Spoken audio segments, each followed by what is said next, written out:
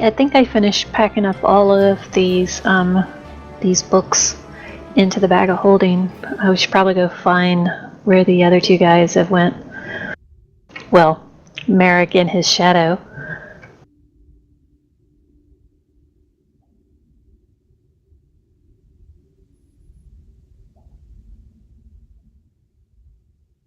More like a warm blanket. I feel quite safe when she's around.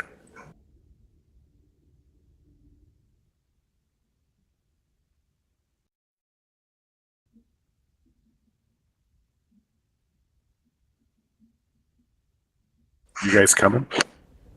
Yep, I am. I just said that in the room, and then I'm headed back over.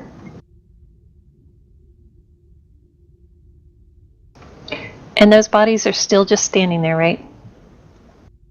Yeah, so the bodies are still standing there, sort of in that kind of suspended appearing animation, even though they're dead. They're just standing upright. I just have this horrible feeling we're going to trigger something and they're all going to start marching towards us.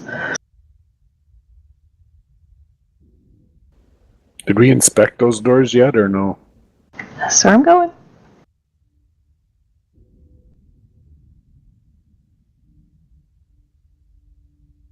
Alright, I'll take a close look and see if I can find any traps. Okay. So as you move up closely, these doors appear to be similar to the other doors, large kind of alabaster stone with the carvings of the worms and the skulls all across. You don't see anything that looks like any sort of traps on these doors. They open out towards me. They do open out towards you. Alright. I will step back and pull it open so that Merrick can see inside. Alright, sounds good. So as you pull open the doors, you see that the chamber itself is, Merrick, is kind of lined with trappings of what looks like religious ceremony homages. So you see what appears to be sort of worshiping and things that appear to show people praying down to the Kyuss god and whatnot. And you do see that instead of there being an altar in the center, you see what stands as a kind of a beautiful, if not little bit disturbing fountain carved of black marble and has clear pouring water out of it. There are 4 braziers, then they're all in each corner of the room itself. Say, hey Ren, you might want to sanctify this room. Okay, I'll check it out.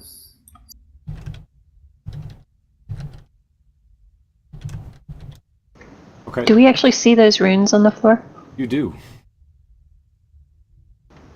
I do not step on them. Okay. Too late, I did.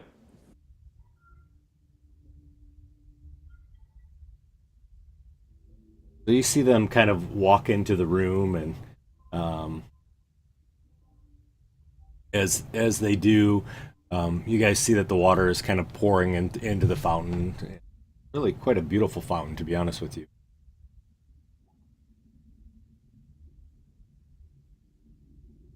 Clear water. That's kind of odd. We've seen nothing but black water with these worms. Is Bless still going on for me? It is, actually. I got it. Sorry, should have rolled off, huh? Sorry. I don't think I actually have that dodge effect either. Well, if it's clear water, that means it must be purified and doesn't have like any of the worms that we've seen in the other places. If it's clear water, that means we've moved to Florida.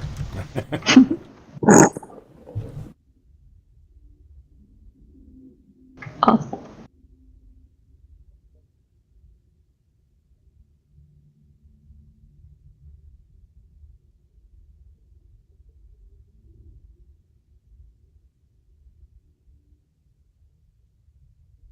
So as you kind of enter in, you guys look and you see the water is kind of pouring out there, and then Ren, as you do that, you immediately recognize that there's undead in this room.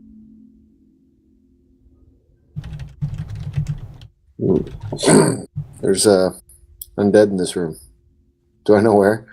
Yeah, so you recognize that it's essentially in all four corners. Yep, there's one right in front of me. So much for not getting in melee.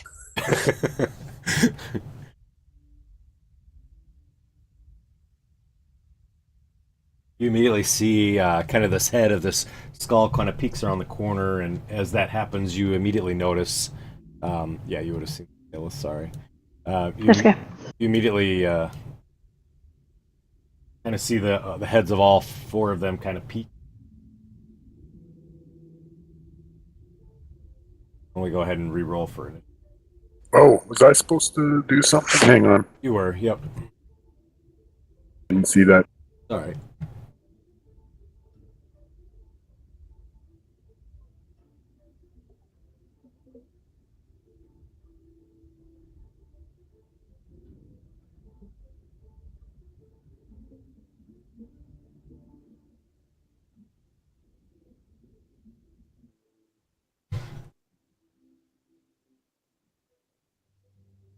So, Merrick, you could have rolled in the. Merrick, you rolled a 1. Lovely. Not my strong suit.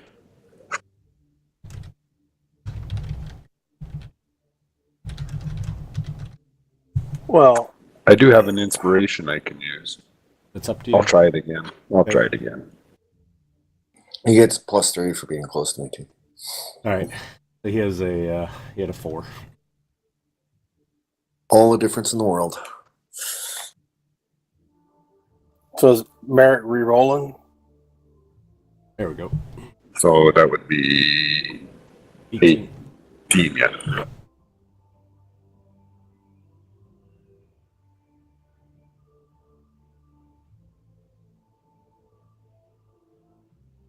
Nobody else hears any.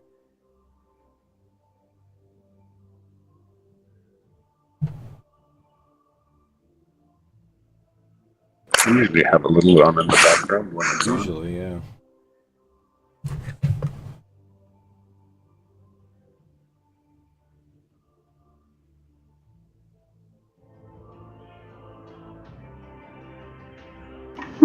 I didn't hear a little ding when it was my turn.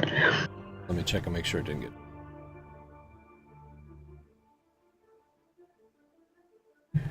Alright, so I'm going to target the one right in front of me.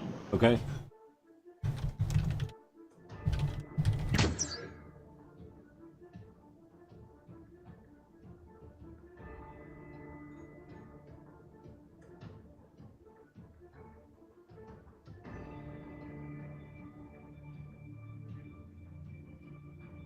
Hit. Oh, I don't get sneak attack because I'm right there. I don't have 3 images of me anymore. Yeah, I was just running through. Oh.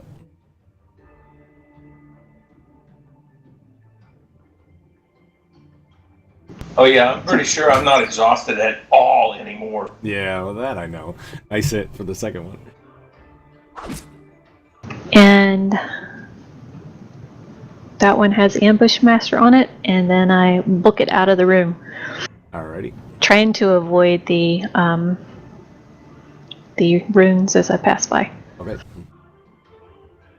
I'm gonna push this door back closed so that there's only one open. Okay.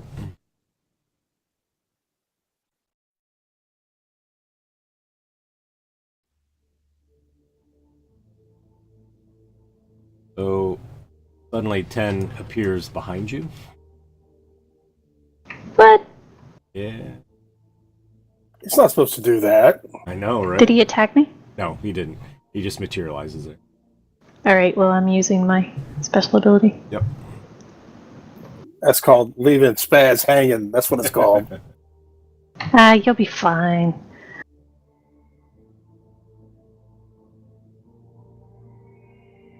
And another one appeared in its place. Yep. The one peeked around the corner.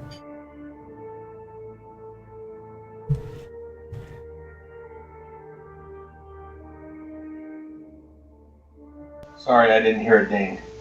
Still not dinging, huh?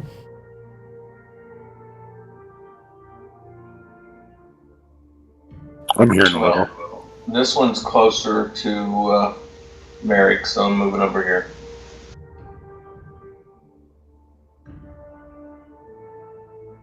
And I will take some attacks on it. Okay.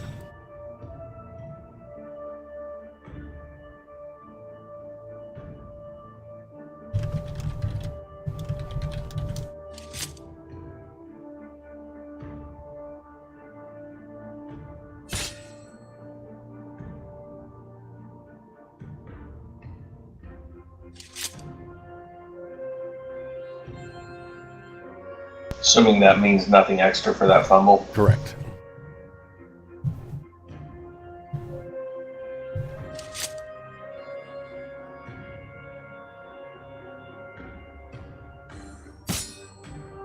And offhand. Okay.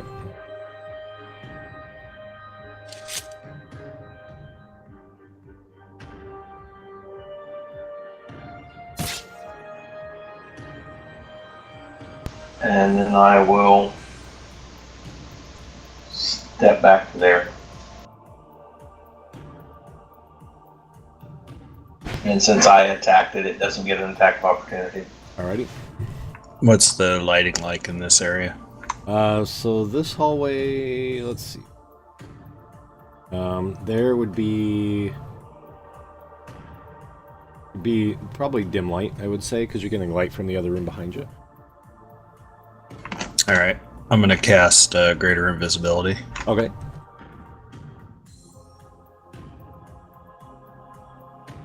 Oh wait, that's an action. I don't want to do that on my first turn. Okay.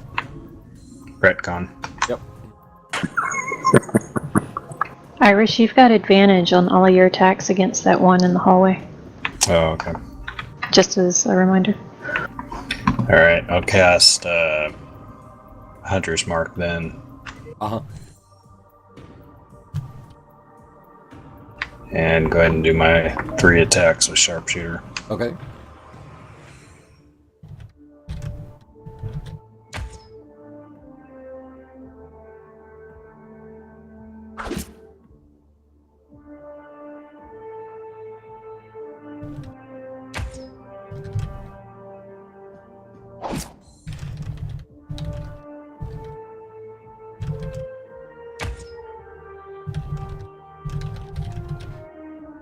Nice.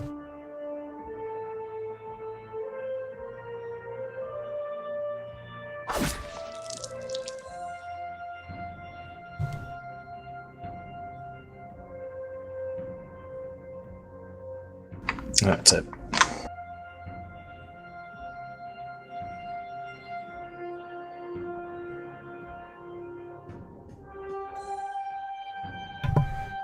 Okay.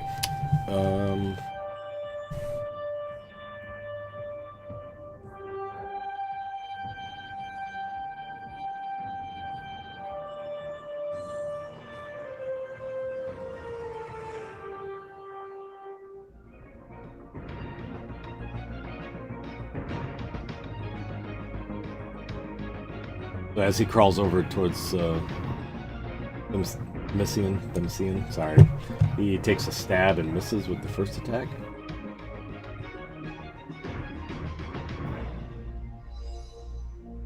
And then claws at you with the second. I will react to that and use my defensive duelist to add 5 to my armor class. Alright, sounds good. So he misses with the second attack.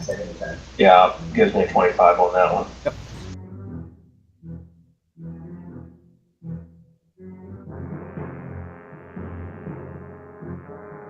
This one runs in as well and attacks both with his trident as well as with the scratching and misses.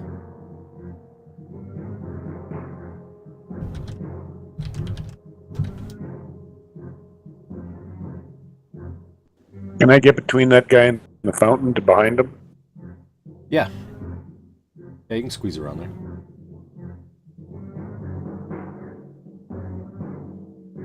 Okay. Say to Themis, I'm going to show you how it's done. Okay.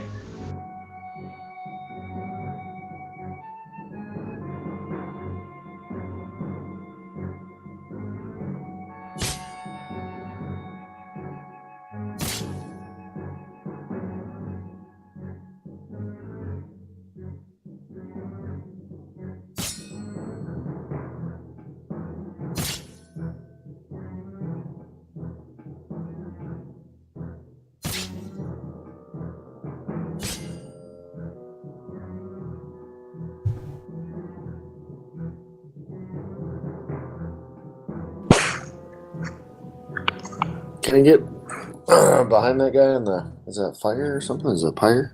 Yeah, it's a pyre that's there, so you could, but Right. it's going to be pretty difficult to fight him. Alright, maybe I won't go there then.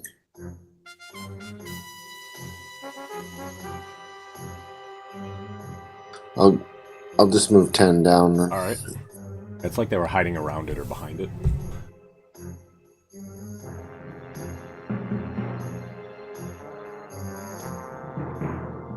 Oh crap, I didn't. Thanks for helping me with the damage. Oh, no worries. Does it still have bless on me or something? I don't know why I got a little D4. Yep, it does. It's still a hit.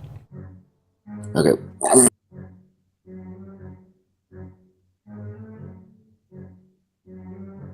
Do a level 1 smite.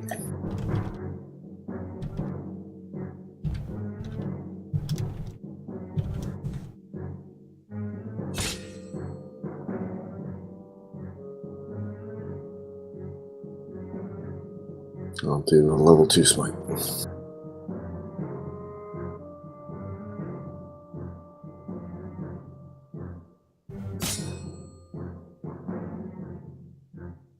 I'll move back up. Alrighty.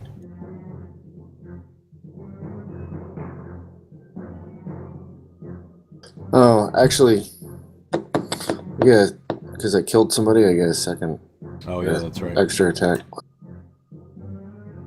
Yeah, instead I'll move there, thanks. Yep.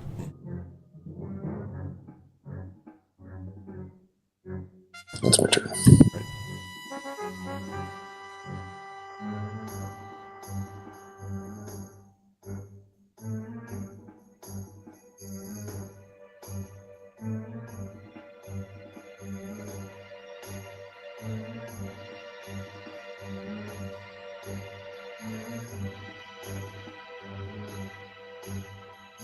So it suddenly casts a spell, and everybody within that circle needs to make a Constitution saving throw as a huge green cloud of poisonous yellowish green fog appears from Cloud Kill.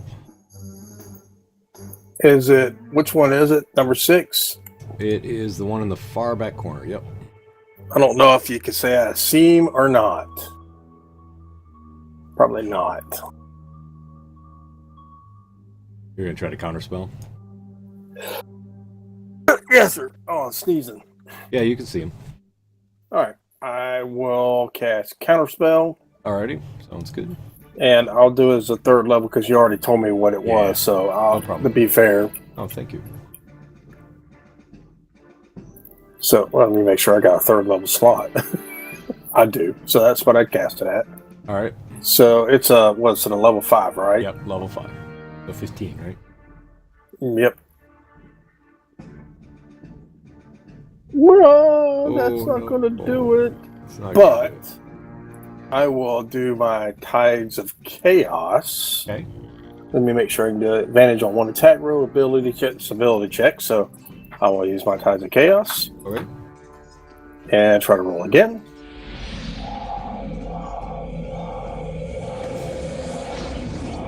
Golly, Pedro. Yep, that's it for me, Merrick. Doesn't he have to do a thingamadookie roll too? He does. Why must you talk? Who's got to do a thing, Madoogie roll? You do. He's out T4. of fireball range for me. Oh, yeah, I do. Bam, sis.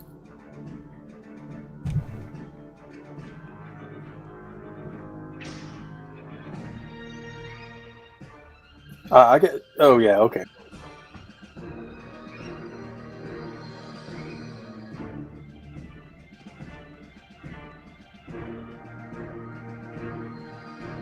I rolled mine in the tower.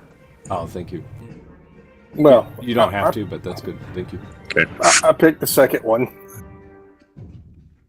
Okay.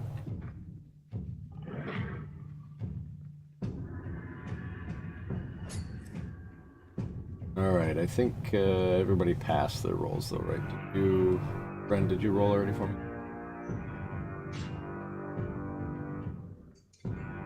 I think I passed mine too, but Ren, you got the war protection on me, and I ain't close to you, bud. No, sorry. Yeah, I probably put it on a while ago. Please win. Spaz is up. Well, Spaz is gonna. Oh, he's in the middle of this cloud thing, isn't he? Yep. I couldn't counterspell that because I had my back turned to him. Do I? Did I take any damage? No, you passed your save, I think. Oh, actually, it's half. You're right. I forgot. Let's remind Yeah, you. if it's cloud kill. It is.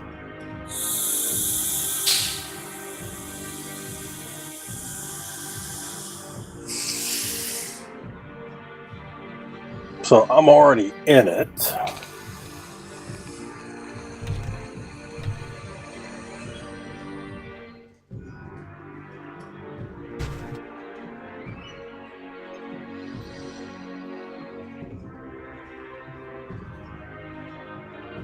So, is it the start of your turn or end your turn?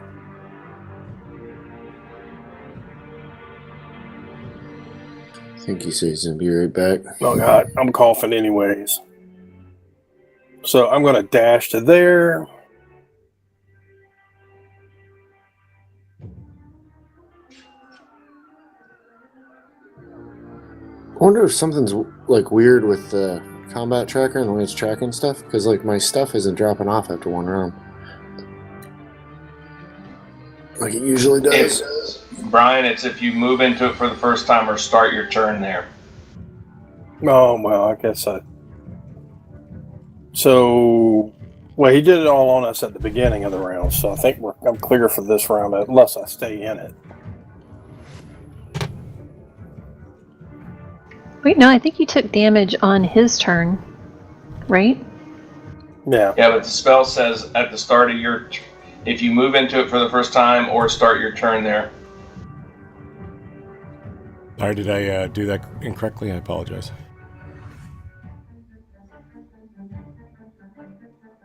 I just looked it up because Brian was asking if he needed to take damage on his turn.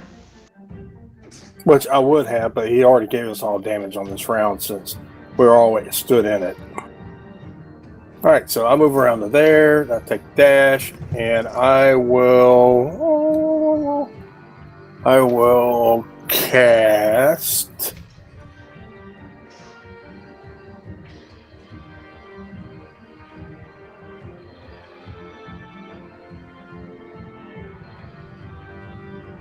I don't know what I'm casting. You know what?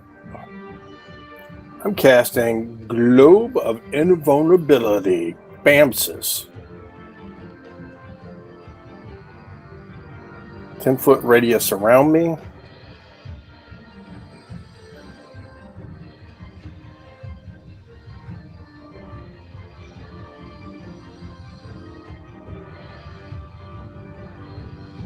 And I holler at everybody, get in the globe! Get in the globe! And that'll be my turn. Oh, I have to quicken that spell too.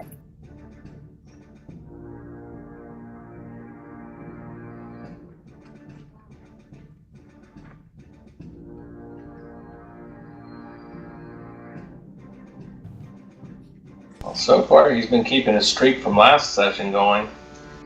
Oh, I do have to roll again. Yep. All right. And Wormcaller that's here steps forward. You guys see the door close. Oh. And everybody in this room, it immediately goes pitch black as he casts a spell. Greg, I forgot to do something. Okay.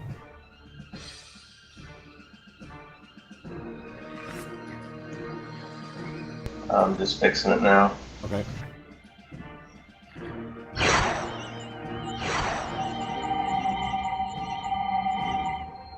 Didn't seem to do it.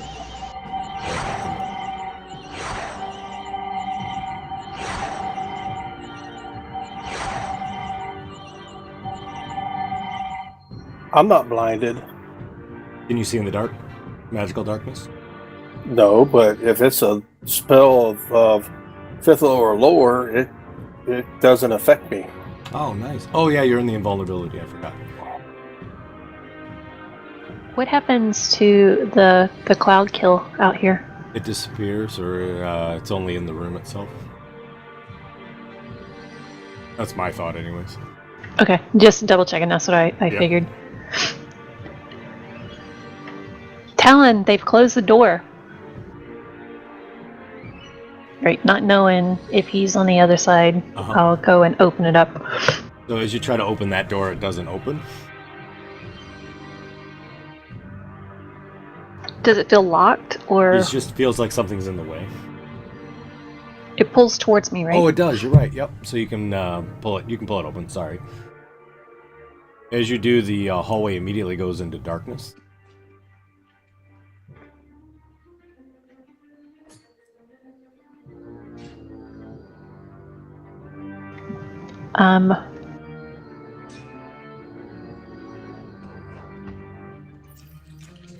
Am I aware if it's like next to me?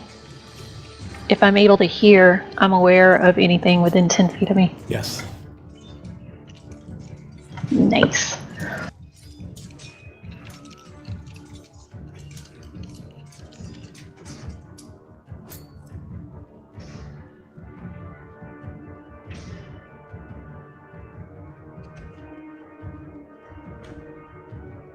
So I'm going to back up. I'm going to use disengage, back up, and I'm going to shoot at where I think it is. Okay. I'm assuming at disadvantage. That's correct. Yep.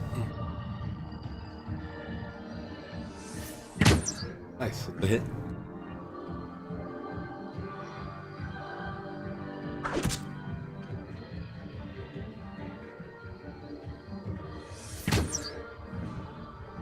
He rolled a 22.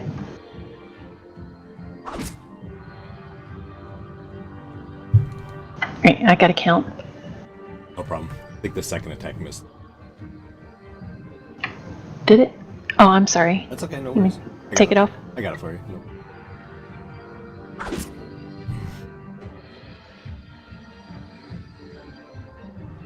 I think I got one more. Hold on. Yep, 45.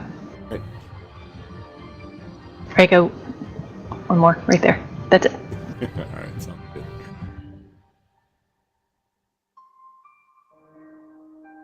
I'm just going to start wailing in front of me. Yep. Yeah, you can still attack at disadvantage. She's not hiding. Well, the joke's on you. I can't be double disadvantage. I know, right? Wait a minute. I'm confused. I was just testing something. Okay, so it balanced out.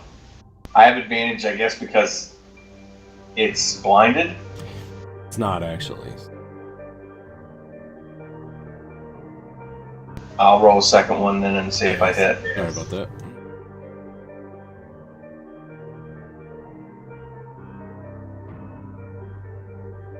Yeah. So would where did I get a plus 21? Oh. But I like it. I do too, but So it'd be 7 plus 11, which is 18. I have no idea where that came from. I really don't. We'll find out on the next one.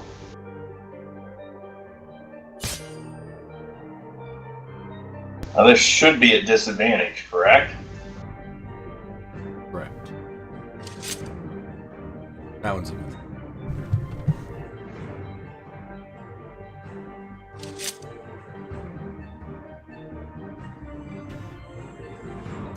And the offhand. Okay.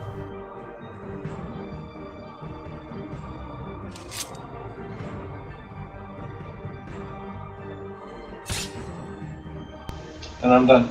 All right, sounds good. Oh, no. I will step. No, I'm done. I'm fine right where I'm at. Alrighty.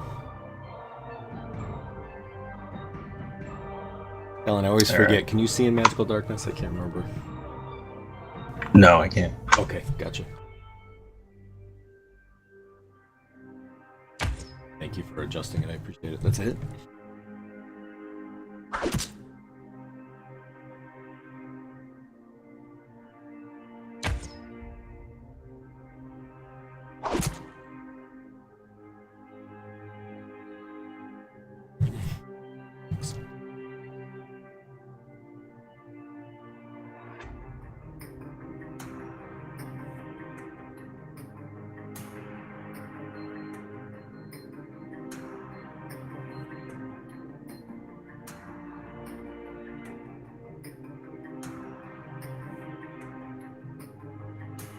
So the one in between you immediately disappears.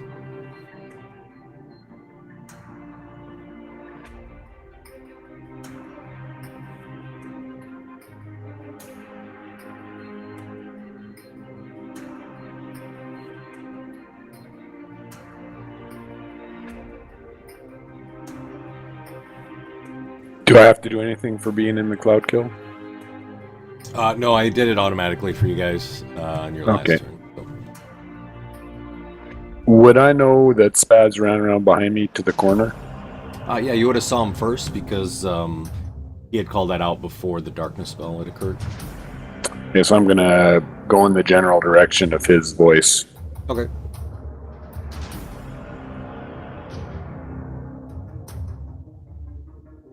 Till I bump into him. All Well, right. you'll see me right there. Over here. Yeah, because inside there, right? Yeah. That's good. I still can't see anything, right? I think you can see Spaz and that brazier that. Spaz? Yep. That's good. I'll just hold an action in case something else enters into here. Okay. Ren. I use one of my devotion spells and cast Dispel Magic. Oh, okay. Yeah, sounds good. I think you get to pick, right? Try and dispel that that darkness if I can pick. I think you can.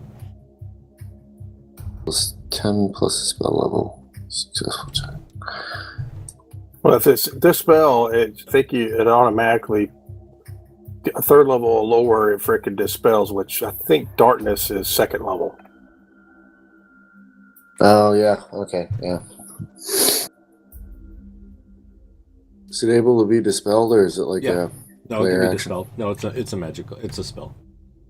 Okay, I'll use my action to dispel it. Okay, alrighty. So as you do, the room immediately lights up again. Aelith and Talon, you can see that there's two of them now that are in line with you. Aelith? Oh, can I move too? Yeah. I'll move up to there. Okay.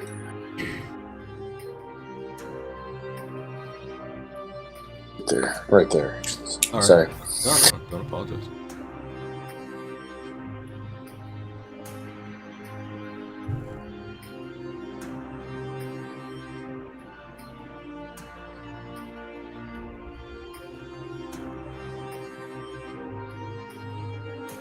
So, this one.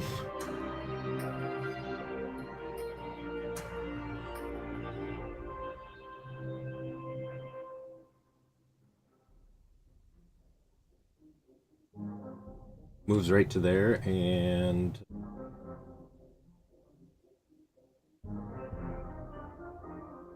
pause again.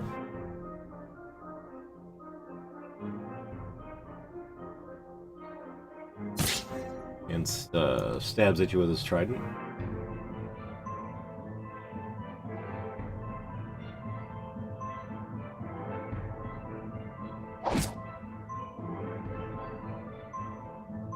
Pass. I go, okay, Merrick, be careful. I'm going to run in here. And I run to there. Okay.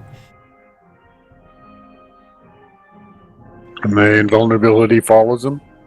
Yeah. It does.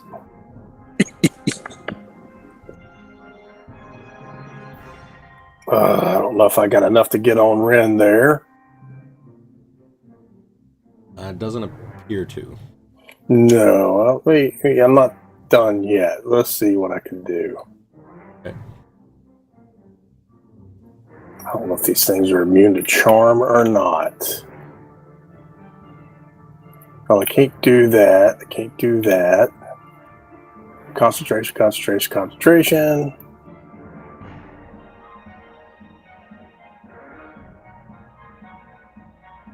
Ah, jeez. Well.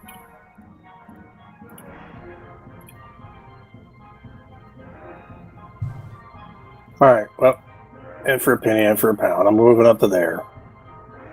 Because that cloud's still there, right? Yep. That should... Does that get... What's her face there? Yes. She's covered? Okay, so she's there. I got her, so she's not choking. Yep. And, oh, well, let's see what I got here. And I'll reach out and touch this guy. You know what? Yeah. I'm going to cast Acid Splash. Okay. He fails. I need to cast it on his buddy, too.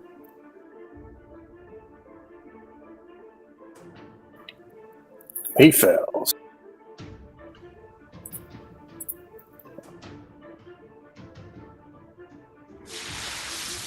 And they both resisted that, so that's not good. That's my turn. All right. Is Thunder Blast a spell?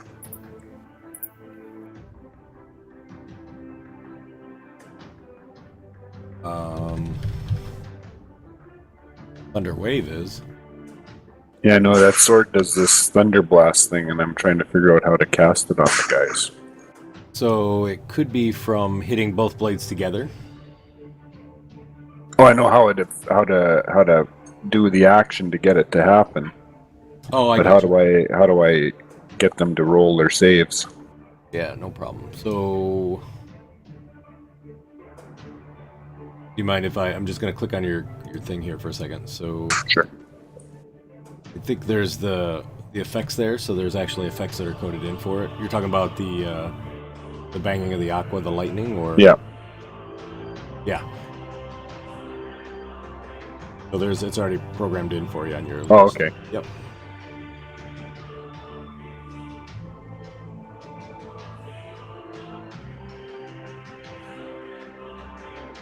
There it is. Yeah, I got it. You got it now? All right, cool.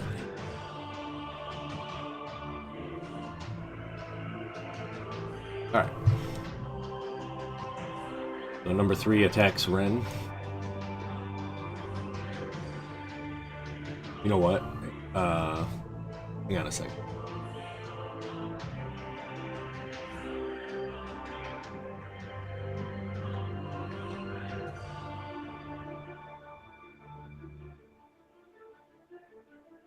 Ren, check to make sure all your effects are on.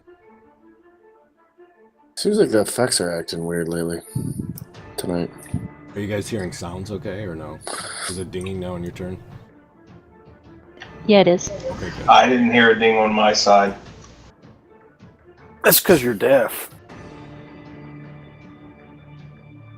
I'd reply to that if I heard what you said. Yeah, I agree. The effects are Off, same thing, kind of Talon hanging out. Yeah, I'll move in behind me. Sounds good. Aelith. Target that one.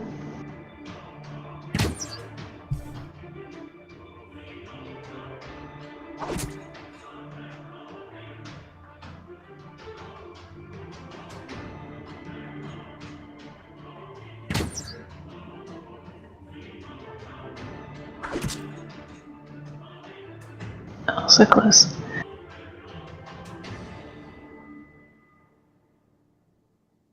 And I'll move down there. All right.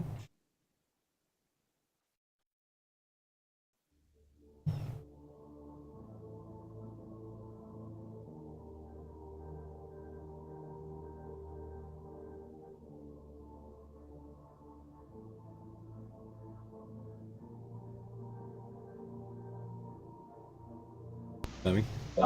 I don't think I can actually move. If I move one space towards the top, I'm going to be out of his circle, right? That's correct. I'll just take some attacks on this thing where I'm at then. Okay.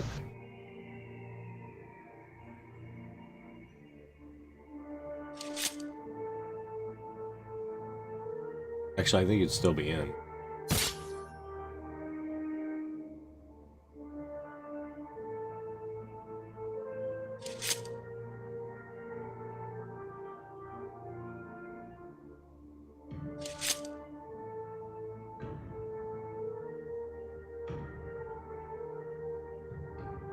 And offhand. Okay.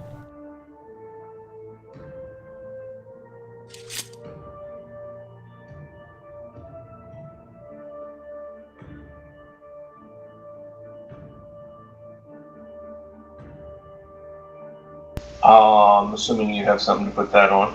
I do. I'm done. Alrighty.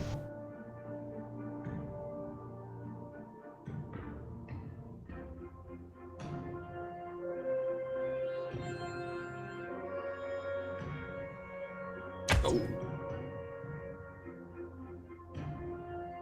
Sucks. I mean, it's nice to get a crit, it just sucks he's already way down like that. Nice hit.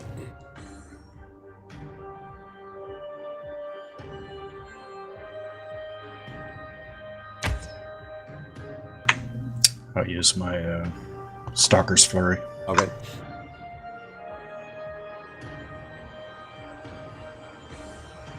That'd be it.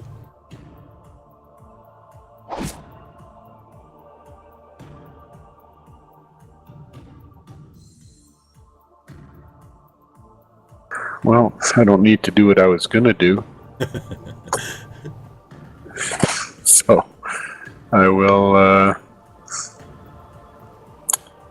what do I do? I'm gonna Misty Step into the circle. Nice.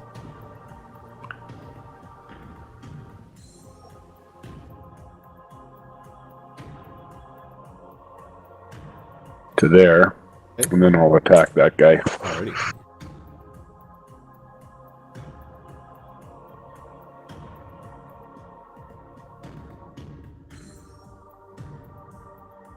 Wow, tons of 20s. Nice. Oh.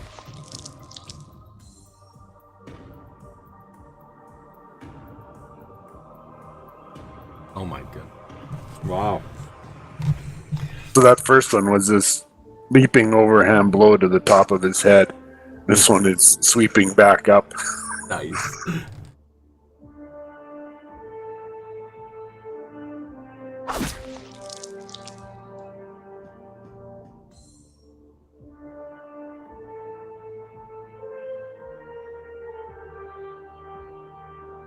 Oops, I didn't have him targeted for any of those either. Jeez. Oh yeah, you're right. The 17 hit? It was the others two. I didn't apply the damage. Okay.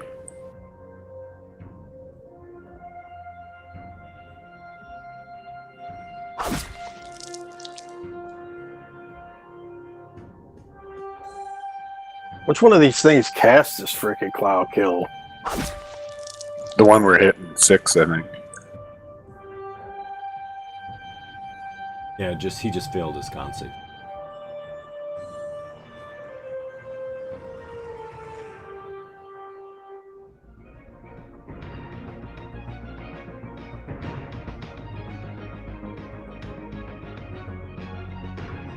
Well, hold on. He's got to make some saves against those crits, too. He did. He failed. I put a modifier on there. For his concentration, you said? No, for the crits for the Oh, yeah, you're right. for the bludgeoning that he gets. I think he's... Doing level 1 smite. Alrighty. Eric, I have a something coded in there for you.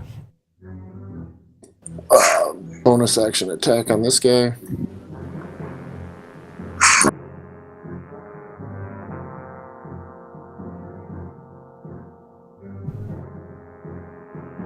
knocked back.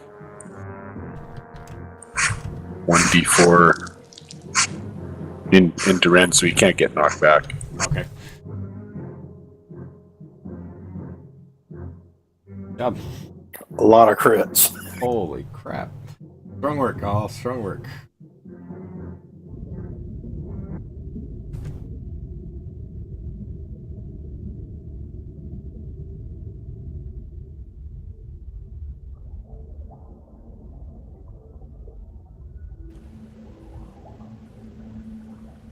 So I wonder what's in here that they were protecting. So I got inspiration on that one, huh, Greg? Because he has no allies. I didn't read which one it was. Demoralized? Yes. Yep, you do. Okay. Trying to delete them all off the board. Couldn't keep up with you guys' crits.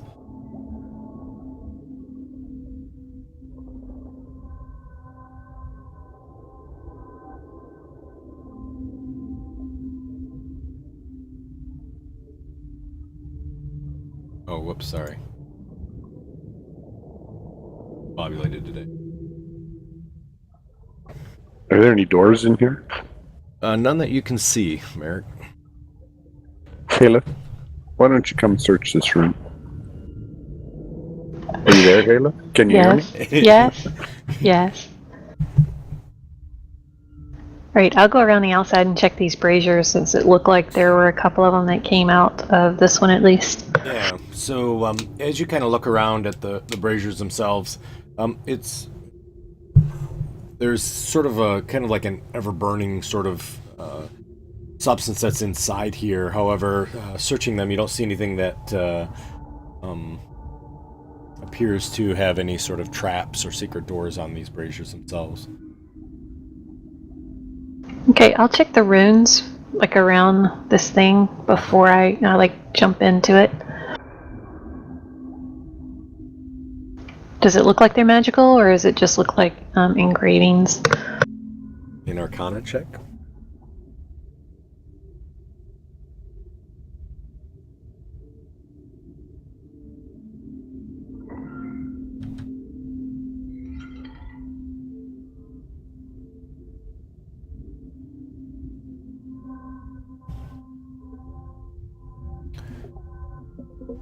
Okay, I'll go up and check the fountain then. Okay, sounds good.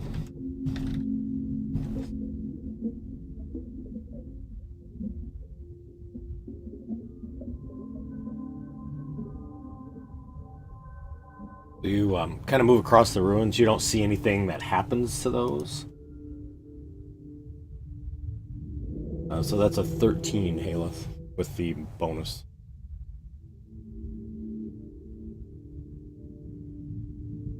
I'll use my inspiration. Okay.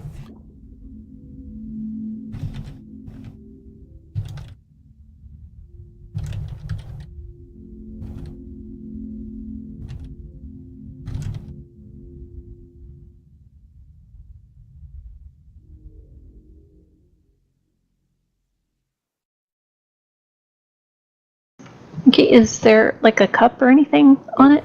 There isn't. No cups.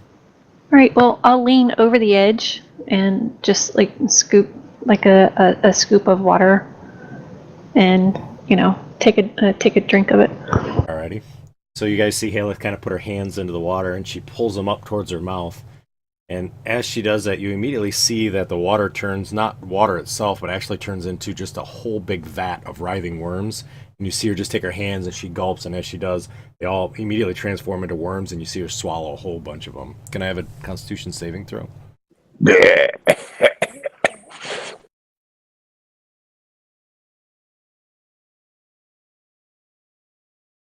That's an 8.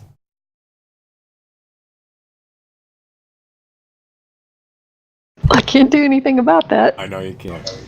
Group inspiration for a reroll on it. You have You one. can, Sure. you can use my inspiration. You do have one, so per turn or per game. There you go. So as Haleth takes a drink of that, Haleth, you feel the worms into your mouth, and you feel them almost back where you're about to swallow them, and you spit them out. You see 9 worms come out of her mouth as she spits them. I'm pretty sure I saw 10 go in. I'm gonna lay hands on her and All right. cure of disease. Okay. Fine. Sounds good. Why would you pick up a bunch of worms and swallow them? Does the water still look clear? Nope, it's all worms now.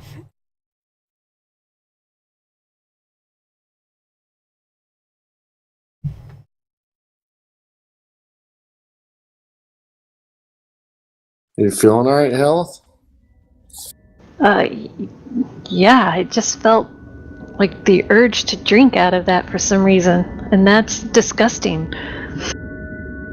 Immediately, as she sort of says that, suddenly you see the immediate surroundings kind of waver and fade, and you sort of replaced with that sort of dreamlike visions that you've seen before, and you see sort of like a bird's eye view of the city of Kaluthmar at its height. The streets are, the buildings are all completely built, and you see that the streets are paved very nicely with beautiful sort of tiles tiled in there to make like green pathways and whatnot. And you see that, but the streets are empty, and there's thousands of citizens, and the citizens that are there all appear to be elven and human, and they seem to be gathered sort of in a mass, kind of at the central plaza surrounding the spires themselves. And as you see them there, you see there's this foul energy suddenly wells up from the spire at the center of the city and sweeps outward, almost as if you want to think of like a nuclear explosion. And as it does that, it fells every living creature that it passes. In each creature that falls, you feel kind of a silent but a potent sense of wrongness, like what in the world? As some part of the creature, perhaps its soul, is sort of drawn back towards the spire itself, as if it's being absorbed, and you see the energy kind of going into this black monolith stone that's balanced at the peak.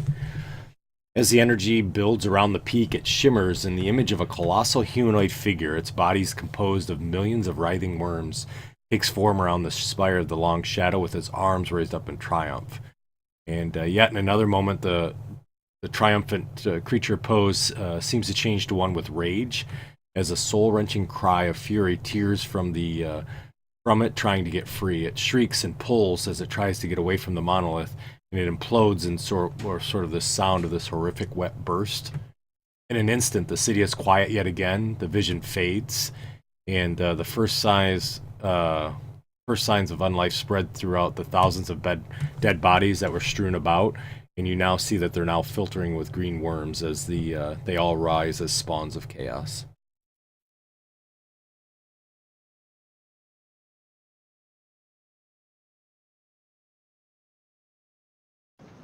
So, the humanoid vision. Yeah.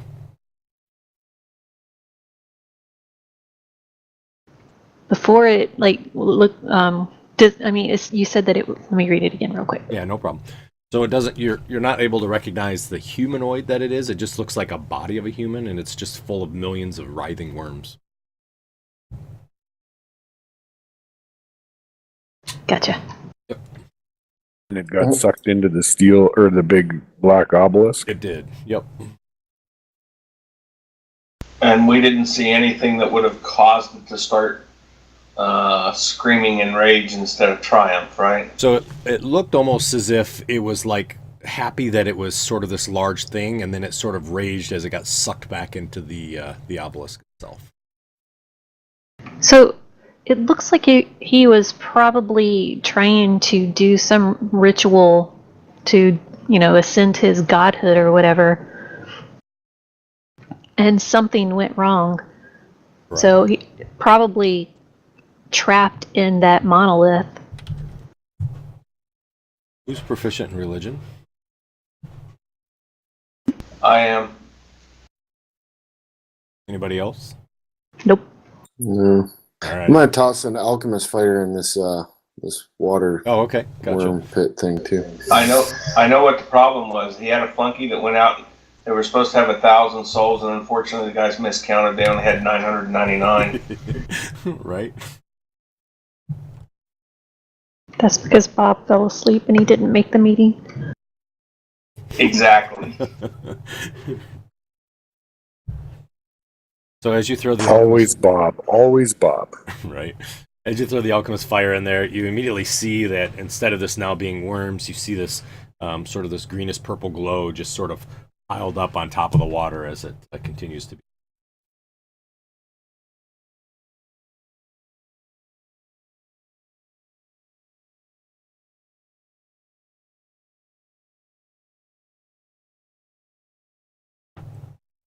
Well, that was interesting.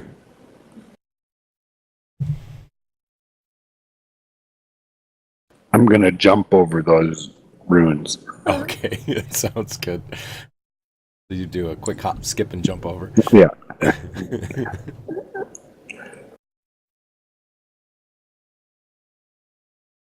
I really don't want to drink out of it now after it's been burned.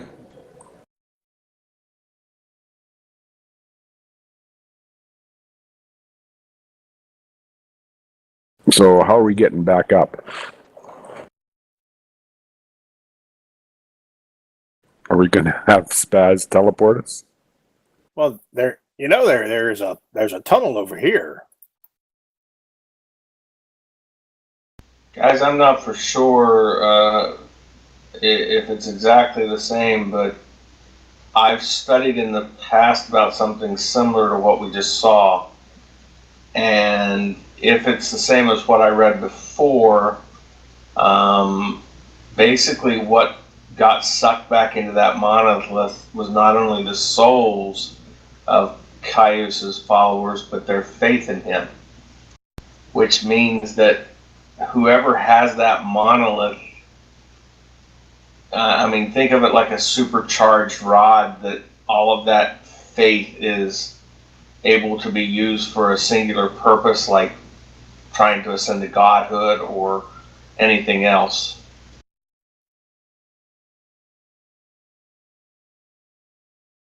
And the red dragon picked it off the top of the spire and flew north with it.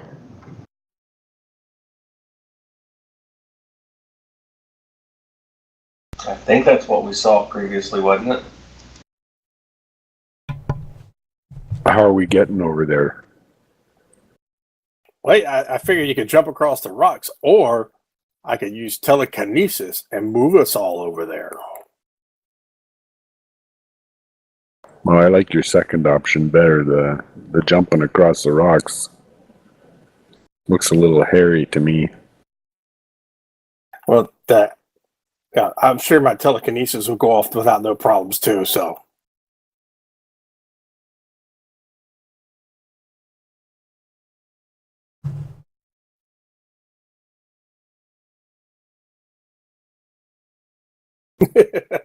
Ours is leaving. We can't tell how thick this stuff is either, can we? Or how deep it is. It could be 30 foot deep, right? Yeah, it's hard to tell. So, Ilith had taken that stick and sort of swirled it in there and found that kind of blackish water underneath, or it's dark, but you don't know how deep. I mean, you could throw a ever-burning torch or something. Well, the reason why I was poking at the water when we first came down is because I thought I saw something move in it. Since I can jump 4 feet, can I jump to that point right there? Sure.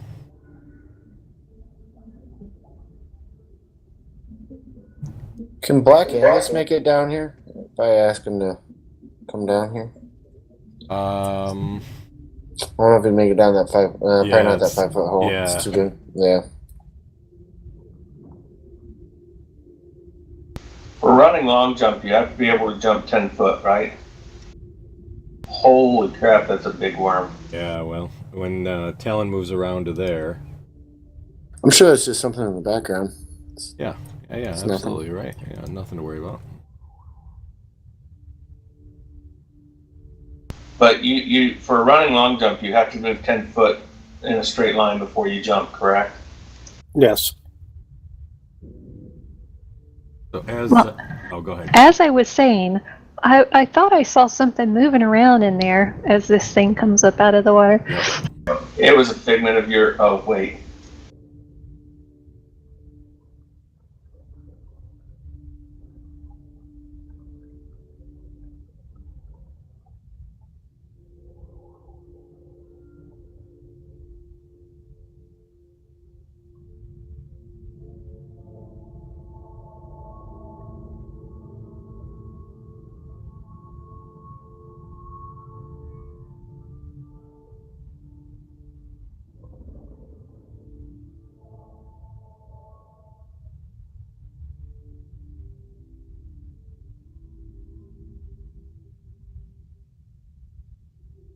Were we supposed to roll new initiatives? Did I miss that?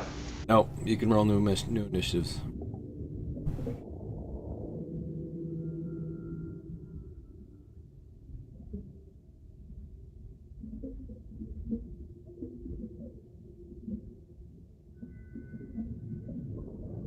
Holy crap, I think you guys need a few more pluses to your initiative rolls. Even with advantage. I was talking about Haleth and Talon.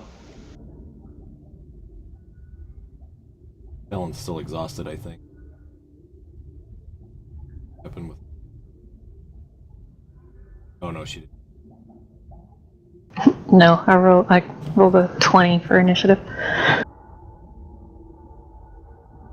So Talon, as you come around and Puff is with you, you see the worm crawlers kind of move about as they were kind of hiding in crevices and rocks, and you see the large giant worm that I have there. That not a big surprise. It was there, but you see this giant green worm with the vicious maw ringed with rows and rows of teeth kind of pops up out of the water. As it does, you see that it's appears to be obviously huge, and the water kind of sprays up, and it comes up about 15 feet out of the water. And then you see the worm crawlers kind of crawling over towards you.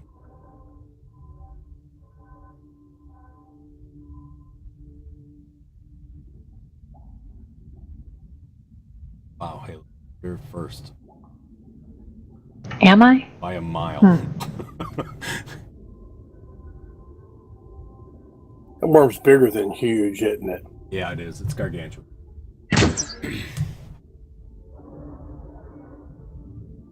Holy crap. Oh, Just hit Talon. That's inappropriate in the workplace environment. So the next roll against me is a crit. Correct. I was so freaked out by what I just saw. Right? It has to hit you first. Yeah. As soon as I hit this right here, Yep. yeah, you're not going to see me for a moment.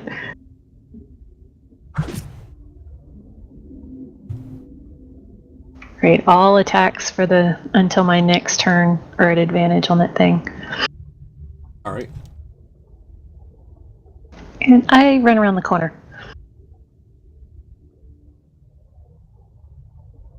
All right. Them.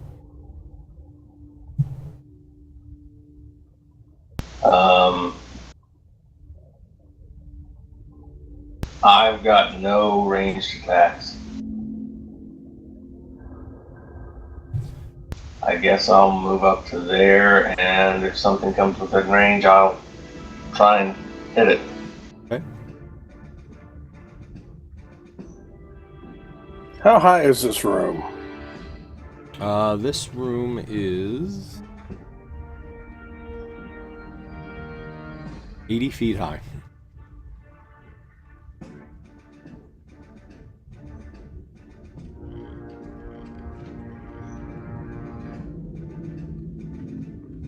That is a big circle. That's a 50-foot radius for reverse gravity. It is.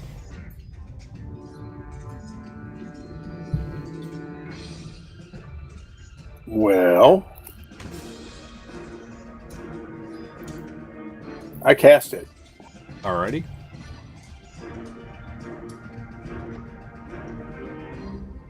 There's my thingy.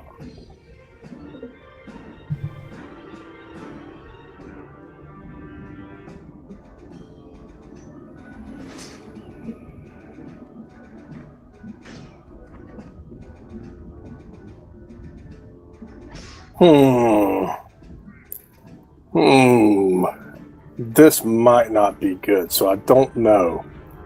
Gotta chance it. Jesus. I'm gonna go for the second one. Alright, roll a d8. Something went off there? I thought he rolled a 2. He did. 8. So... Alright, and then I need you to roll a d4.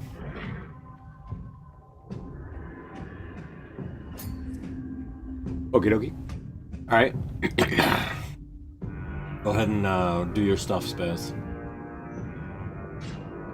What? Do what stuff? Oh, reverse gravity. I'm sorry. Isn't there a damage or something they have to do? No, not until I drop it or whatever. I mean, they're gonna fly up and hit the ceiling. Yeah, so all but... Go ahead. Don't they have a chance to grab onto something to keep from falling? They do. They got a chance. They could try to grab a hold of something.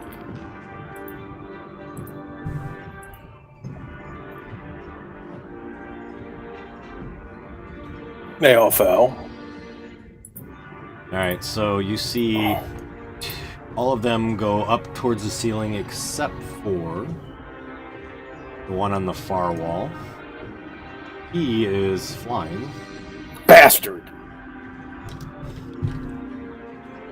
I was hoping one of y'all would get to fly like Ren or something. And so I'll turn them upside down. You also see that the water completely falls or goes upwards in this, and you see that there's a 30-foot rugged bottom at the bottom of this, as well as the worms. And now you see that the water up top is just sort of like worms all throughout the water.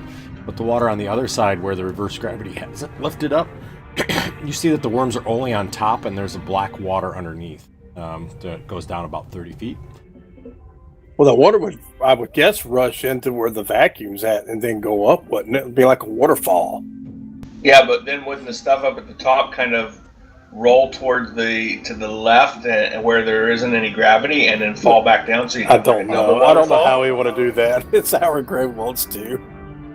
But they fell up on hit the roof, so that's 80 foot, right? Yep. So 8d6. Yep. 24 points of damage. All right. For hitting the roof? Yeah, because the roof's now like the floor.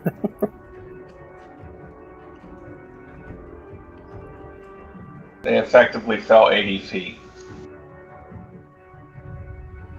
3 of them did. 1 of them didn't. He's flying now. Are they drowning up on the roof now?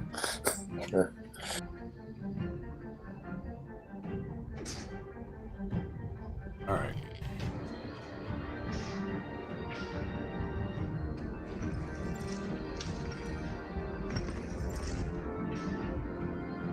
And you thought they needed a little bit of help, so you put fly on one of them? Absolutely.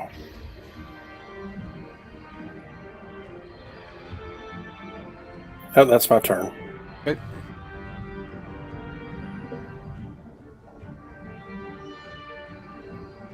Run. Oh wow. I don't even know. I can't see Talon, can I? So I don't even know he's over there. I don't think. That's true. You see Puff over there. Well, Oh yeah, I Mark. would see Puff. Yeah. Oh yeah, it's past 60. God, I don't know what I can do.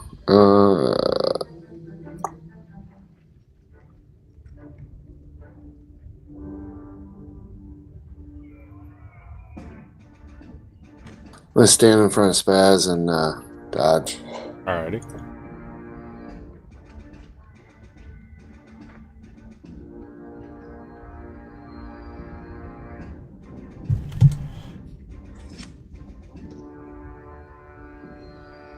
Alright, Talon.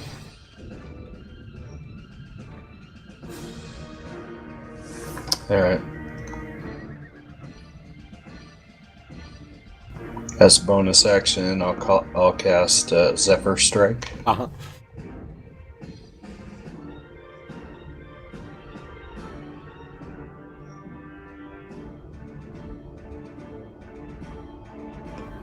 And I'll attack this guy below me. Okay, sounds good.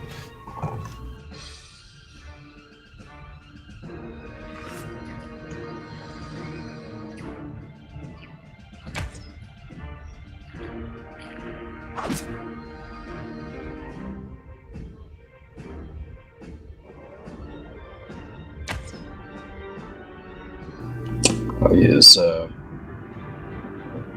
Stalker's Flurry. Right.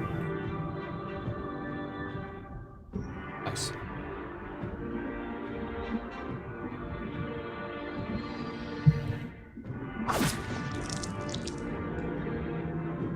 And then my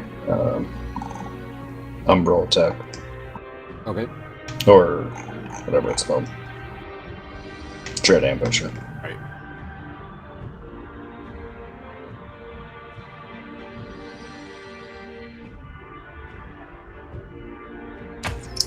I'll use Luck.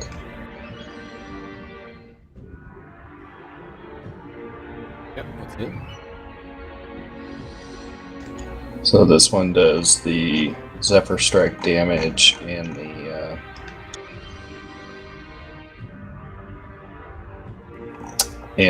Dread Ambush damage. Okay.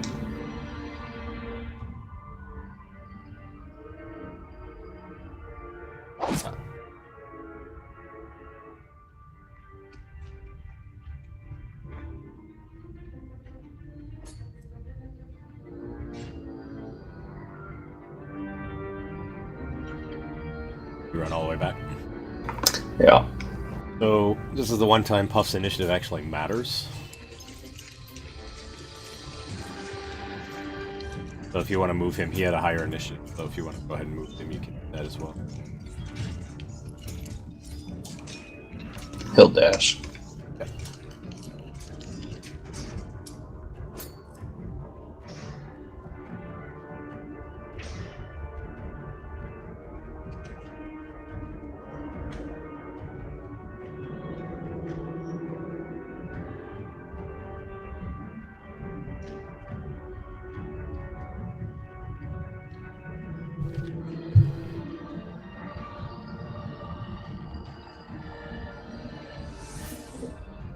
So you see the one that's kind of sitting over there immediately starts to run, and as he does, he flies.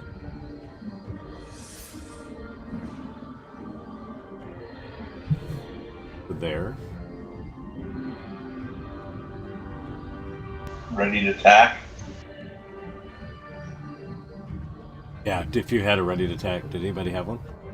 Sorry, go ahead. Alright, go ahead. Yep.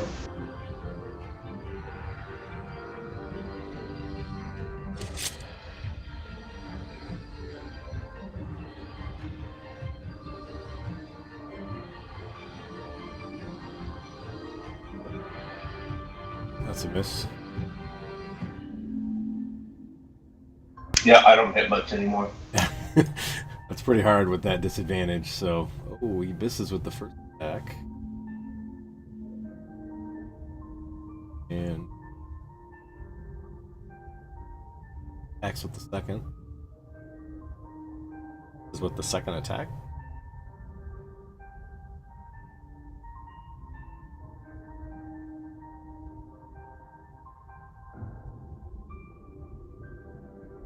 The worm swims through the water.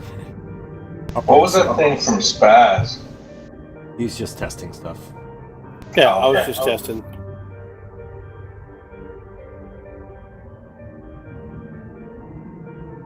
I forgot that. Yeah, I got advantage on all magic cast against me. Yeah, I forgot to put the effect on.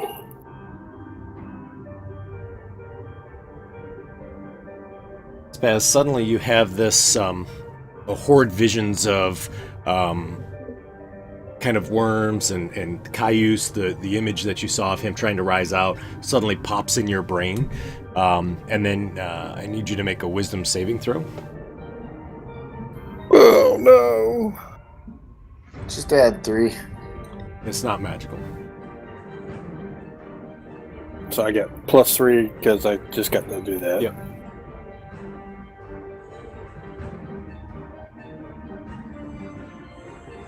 Nice. As you do that, the images disappear. I give the worm the finger. All right, sounds good. Said, "How you like up there, buddy?" 20.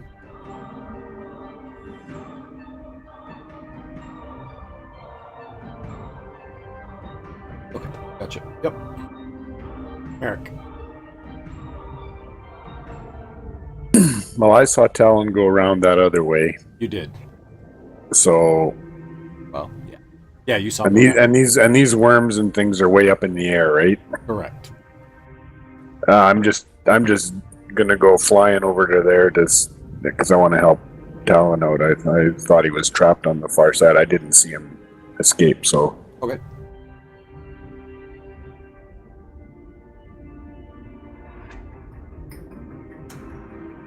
Upside down.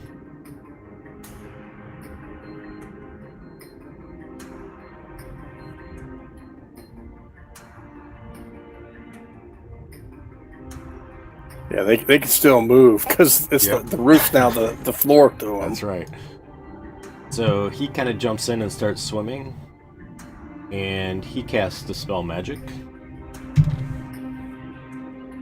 What level is your spell? Oh, level 17 or 7. 17. Level 7. You're awesome. Right, Good luck, buddy. Yeah, you probably won't be able to. Just a spell 4th level higher, you automatically.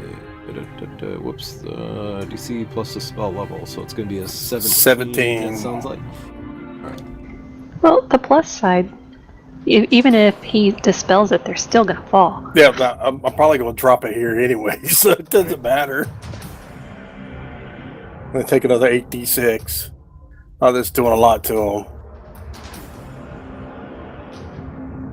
Yeah, I don't even know if Greg put it on him the last time. He succeeds. Look at that dude.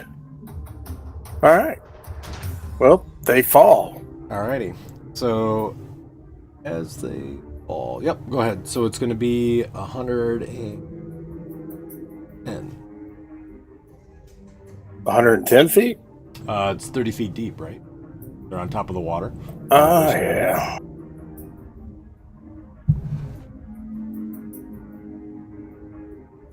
Except for number 6 would only take 80. Would be only 80.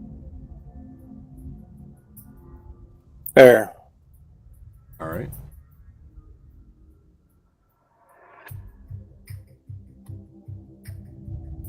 I was trying to make sure he was talking to me and I was losing count. That's all right. And down they go. It's much better if they got stuck up in the air. Yeah.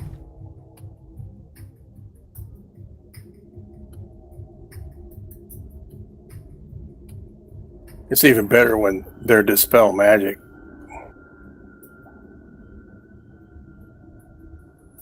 All right. Okay.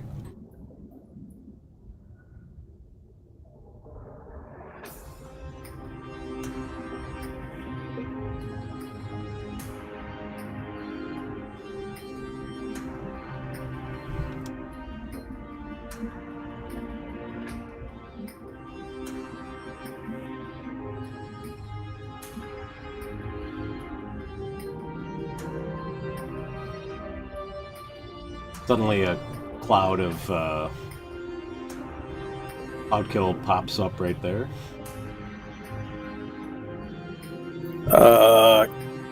Counterspell. All right. And would I know what kind of... I know what level it is, so I would think the fair thing would be me trying to figure out, what I want to try to cast this at. So maybe roll an Arcana. Sure. Which I have 0 frickin' anything in it.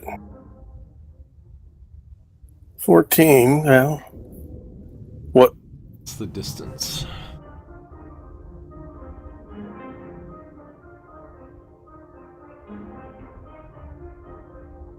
Sure. Yeah, I'll let you. Yeah, you'll know. What am I giving up? It's a 5th level telekinesis, which is fun. Oh well. I will counterspell. Okay. All right, let me see. It's like, that's level 6. Yeah, I'll counterspell that. All right. 5th level. Okay.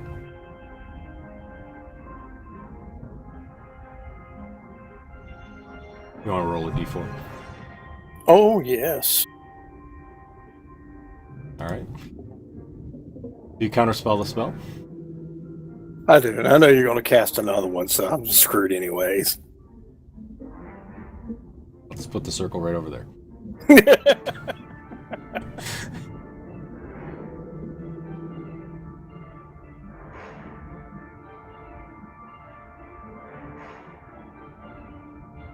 All right. So, everybody in that room, so that would be Ren, Themi, Spaz, and Haleth. Darkness comes over you as they cast darkness. I thought it was Cloudkill. The other one casts darkness. Oh, okay. Where's my boy Merrick at? Haleth. So Haleth, you're in magical darkness. The entirety of the room? Let's see. Yep.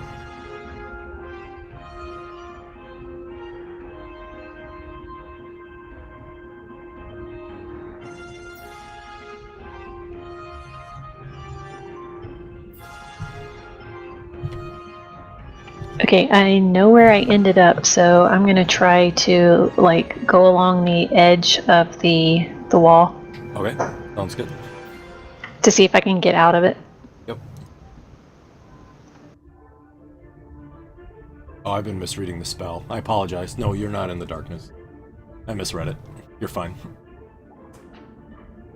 It's right along the edge of you. I thought it was a 60-foot spell. Sorry about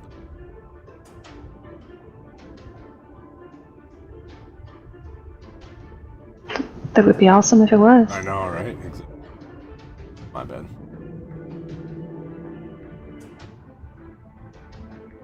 So it's like that. So you're right on the edge of it.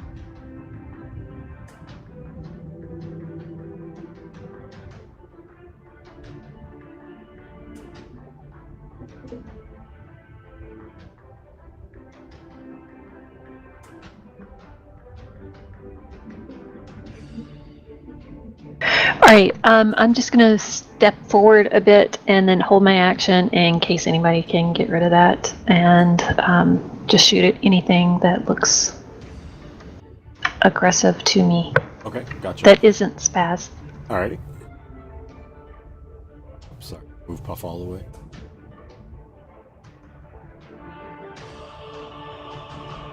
Talon, do you want Puff to stay right there? Yeah. Okay, gotcha. Because the worm they fell down 35 feet, right? Yeah, it's back to normal. Okay, but I didn't know where they ended up, especially with the dark, so that's why I'm just going to hold. No problem.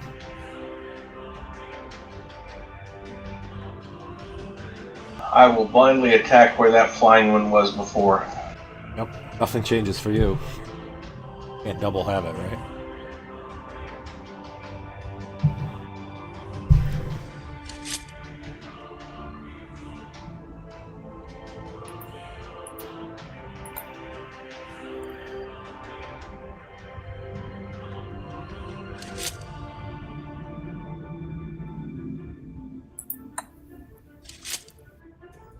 Offhand. Okay. I'm going to back up. All right. Feeling my way along the wall. Yeah. As you do, you feel a poke as a claw tries to reach out to you. I can't. No attacks of opportunity on me. Correct. And I'm backing up 5 more feet, and then I'm done. Okay. I'm gonna step back. I'm like, Marco. Okay. Back to there. As you do, Ren, you feel this large sort of thing slide over the top of your hat and knocks off the hat. Oh, not the hat. As you're immediately grabbed by the large worm. I need a dexterity saving throw. Oh man, I was hoping he was still way down below. Spaz is potless. Oh no. Tides of chaos. All right. God dang it, man. All right. So, as you are now restrained. All right. Locked in its mouth. Oh, and one of his mouths? Cool. Yep. The only mouth. But this is going to be a bad thing. All right, So where did he end up? Spaz is still there. He's still in that exact same spot. He's just, the creature reached over and kind of has half engulfed him, like down to his waist.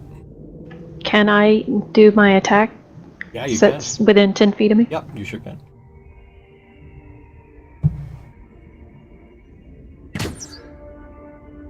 You hear Spaz going, help me! It's eating me! Which one was it? I'm sorry, I didn't have it targeted. Giant worm. I think you should go all the way in and work your way out again.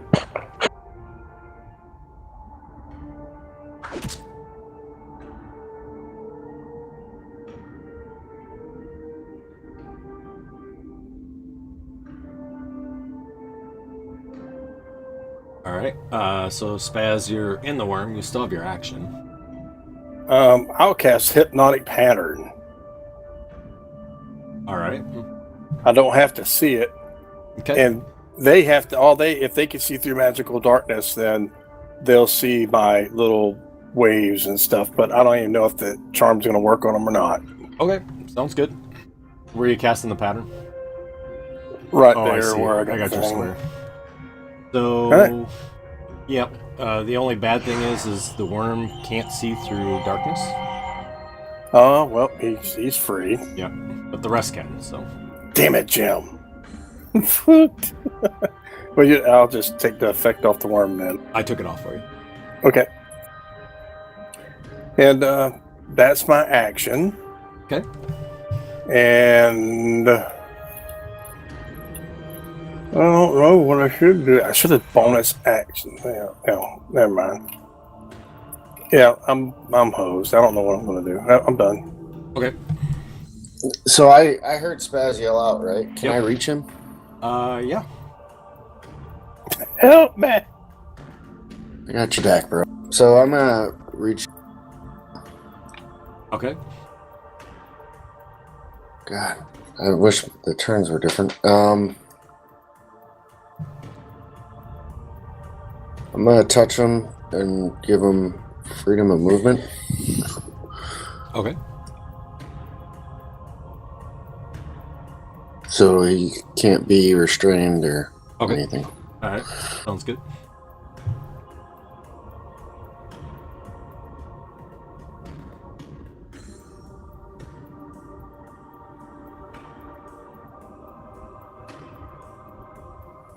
That is my. Oh no, I can't do 2 spells. All right.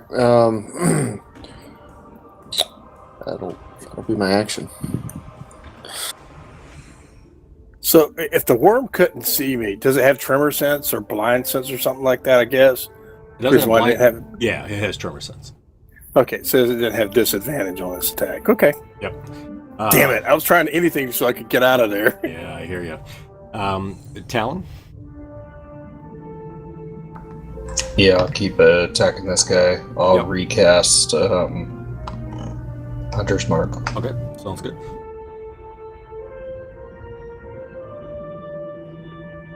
Oh, so with that freedom of movement, it says the target can also spend 5 feet of movement to automatically escape. I don't know. Yeah, I don't know if that's on his turn or if it's right now. I think it's right now. Okay. They can move 5 feet. There you go. Yes. I'll use my flurry to re-roll that. Sounds good. Fixed. Now that misses. I'll use lucky. Right.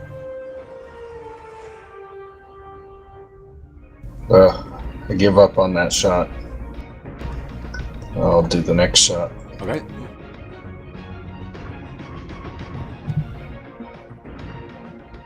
That one hits.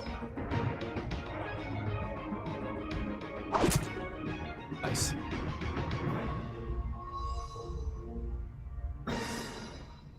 All right. Isn't.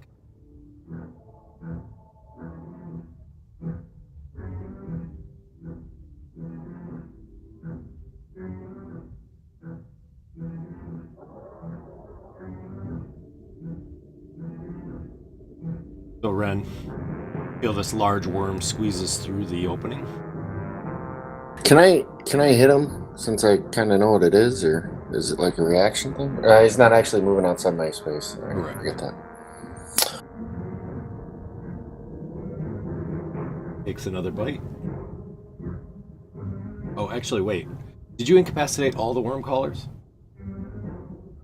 I think they are. Okay, disregard. He doesn't move back. He bites at Ren. And I need a dexterity.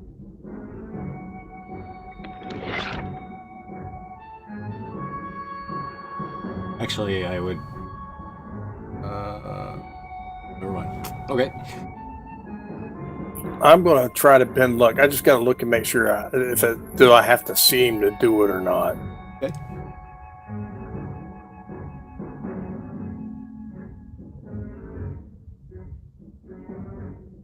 And it says I have to see him. All right, and then is that a no? That's not a concentration spell, right? Freedom of movement.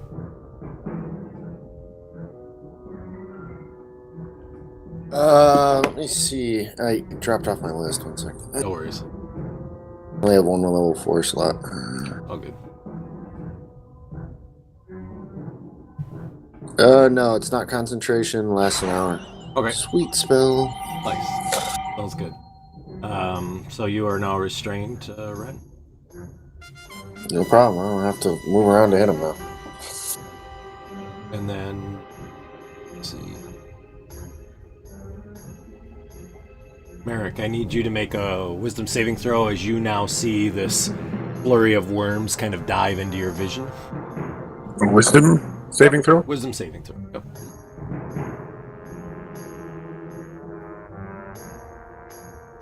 Nice. You're able to kind of dispatch those visions from your view. Oh, actually, that's fine. I got the wrong person, but that's good. No worries. Good. I just dashed to there. Okay. Hey, Talon. Hey there. Didn't think you'd want to be alone over here.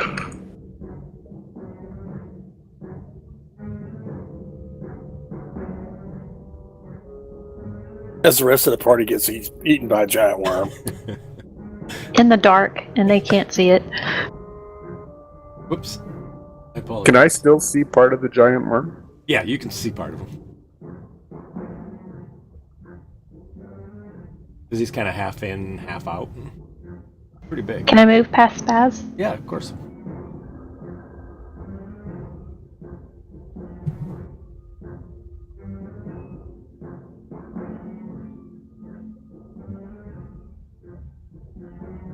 I should be able with my blind sense to know where that one is at, so I will go ahead and shoot at him. Yep.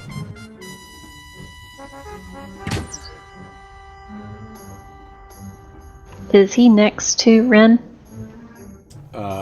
Actually, yeah. Ren actually would be in his space. I didn't think. Yes, he's right. Do I get sneak attack? Yep.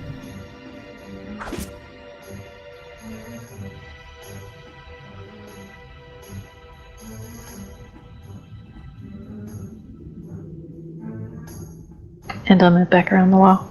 Okay.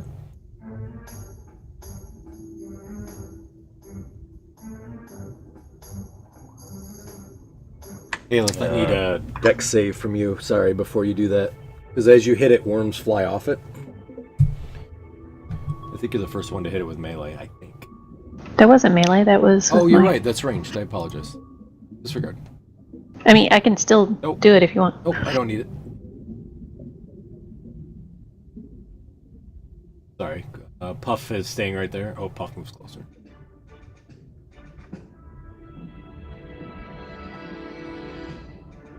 Well, I kind of thought everybody would come out of the darkness so we could see what we were fighting, but apparently not. And I can't see any of them. Well, it's not my turn yet. I'm trying to get out of the darkness. Now Ren's getting eaten by the worm. I hear him going, I'm getting eaten by the worm. He's going to need a can opener to get in there.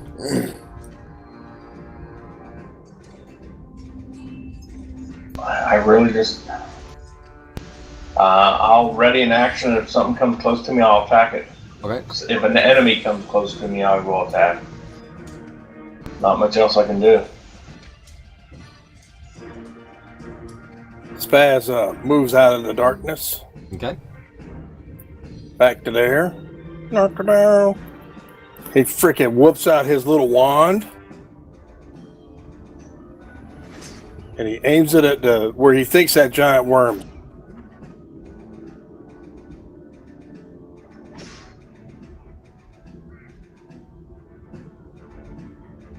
All right. Oh no. So, how does that We have to be able to see him. I know, right? Because that's darkness. Yeah. And you ask why we stayed in the darkness. So you need a what? Con saving throw? Yep. Yeah, he does. DC 15 con saving throw. I make one too. You both made it. All right. And yeah, that's my action. All right.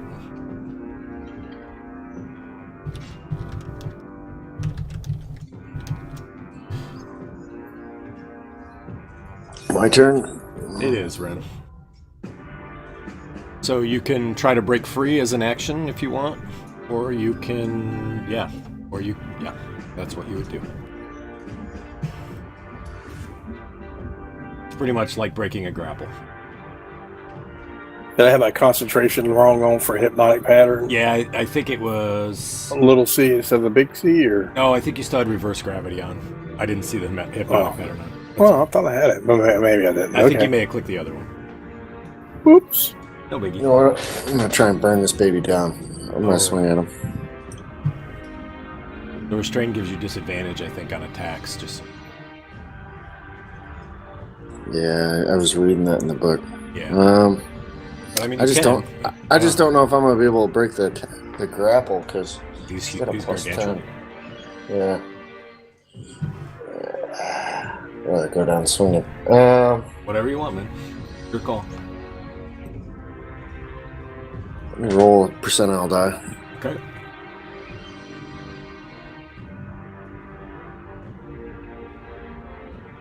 High, I go down swinging. Alright, go down swinging.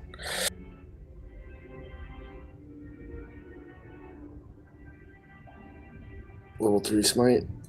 Okay.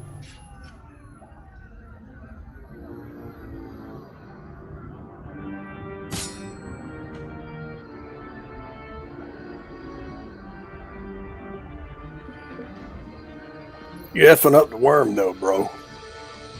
I'm trying. Oh, no. Oh, that's not suicide strike. Uh-oh. This is going to be bad. You critical both yourself and the target with the same attack that you fumbled with. Suffer critical damage and any other effects. All right, here goes. Target both of you, yeah. Level 3 smite. Devotion cleric. What he does. Smites himself. Wow. I wasn't able to kill him. God damn. So, as that happens, you see, well, you don't see, but Ren, you feel all of a sudden all this sort of mucus and God knows what sort of covers you, and he spits you out. Okay, I have a question after this. Yep, no problem. And you fall prone, sitting there. Yeah, what's your question? So, since I critted, technically, as a fumble, do I get to use my great weapon thing? I don't care either way. I just thought it was kind of hilarious. Yeah, I mean, you do, right? It's a crit. I wasn't sure. Didn't care either way. I figured I'd ask. problem. So I'm going to stand up Uh-huh. and swing again. All right. Now, you took that damage as well, right? You did. Supposed Yeah. to. Did it apply to you? Yeah, it put me in the yellow. Okay. All right, cool. Oh, it was 57. Yeah. Yeah, I think I had a temporary thing on. All right, cool. You did. You did. Yep, I see it. The 19. Yep. I think it still got me restrained. Oh, here, let me take it off. I dropped a 6, so that would have been 18. But you're blinded still, right? Oh, yeah. Yep. That Okay. didn't matter. So that's a miss. All right, I'm good. All right. Alan. Alright, I'll squeeze past Merrick. Yep.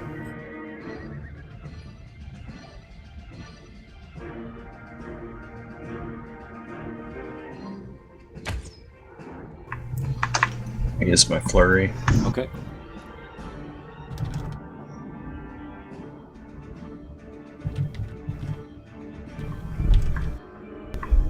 Does 16 do it or not? On the worm? No. Yep. Nope. Okay, I'll take my second shot. Okay.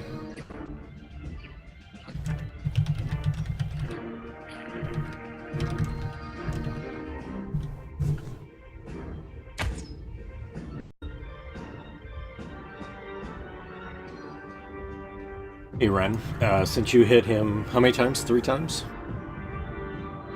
I hit him twice. I missed on the third. Okay, You gotcha. mean So I need, deck saves? yeah, 2 deck saves. Alright, made the first one. The second one. Nope.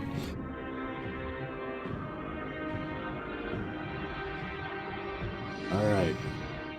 Well, you know what's coming. He bites down again at Ren. Hits.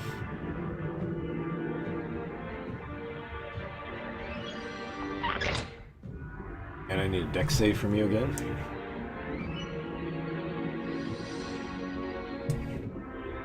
And he bites you again and has you in his mouth.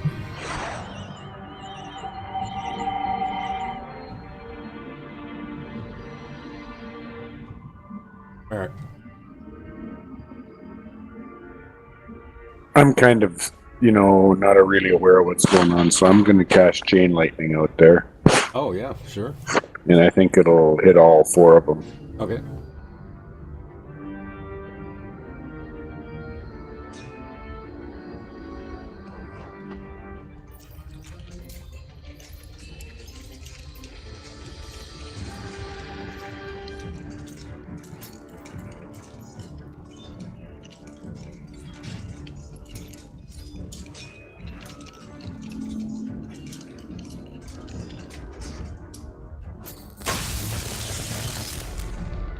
Okay.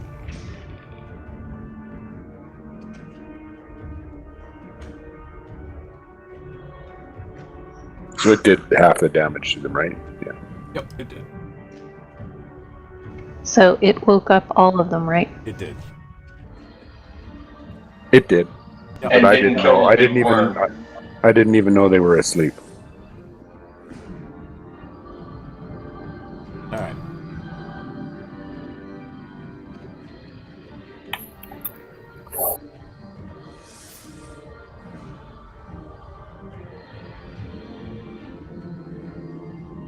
But maybe the big guy will leave Ren alone after that. Yep. So, them one pops up behind you. He teleports over.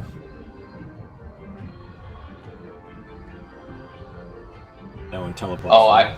I do get an attack on it. I had a ready to action. Yeah, go for it. Not that I'll hit it, but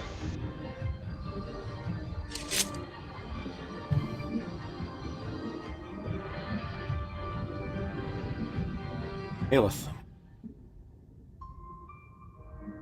So Haleth, you hear the sounds of one kind of down towards the south of you, and then you hear noises of them swinging her sword behind you as well.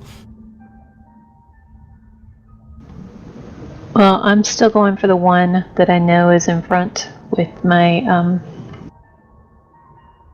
line sense. Yep.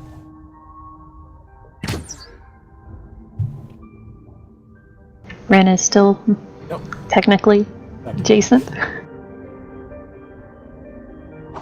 As that happens, Ren, you feel this giant worm kind of releases you and falls down into the water. The water kind of kicks up and splashes throughout the entire place.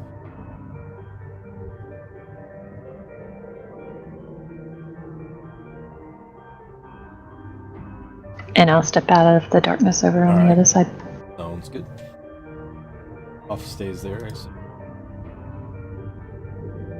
Yeah. All right. So Them, you see the one that's immediately behind you. I'll take some attacks on it. All right.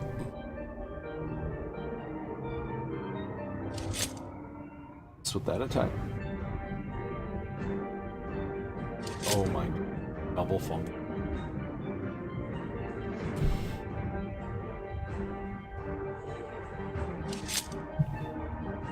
Offhand. Yep. Nice, that's a hit. Well, that's a contrast from your usual attacks. Yeah, no Yeah. problem. I'll do my action surge. I might as well. Okay. It's not like I'm getting better on my attacks for a while.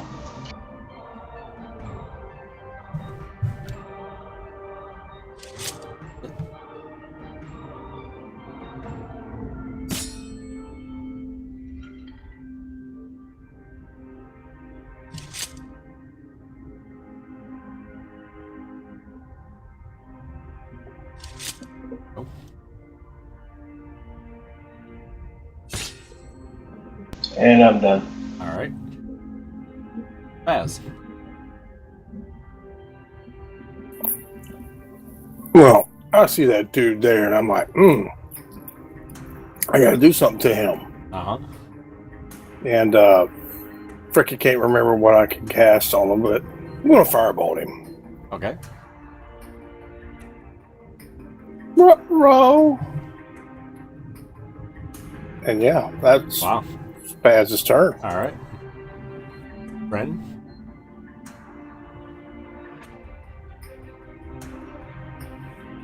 So, Ren, you sense there's two things around you. Yeah, I don't have any more spell slots for Dispel. Alright. I'm gonna hit the guy, the thing next to me. I can kind of tell it's not like my peeps, right? Oh, yeah. Because I've been around them for a while. Yeah, and they smell. Well, Spaz kind of smells, right? True. That was Snowflake. Oh, yeah. Hey man, he bathed twice in 1 week. Oh, that's supposed to be a disadvantage, ain't it? Yes. He really smells now, though. There you go. Good. So it'd be a crit. Oh, no, it's disadvantage. I'm sorry. Yep. Yeah. Yep. Thanks. One more. that's it. There you go. The darkness disappears. Just in time. Want to get a lot. Alan.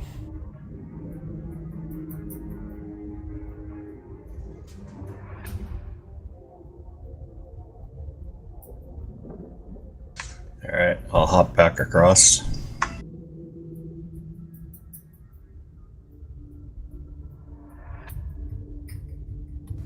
And take a couple shots. Okay. I'll, as a bonus action, move my hunter's mark back over too. Okay. Hit.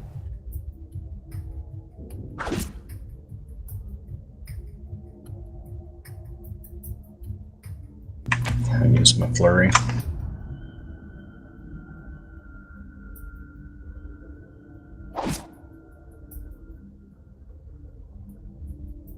All right. Teleports to there. You still have it incapacitated on him. Thank you.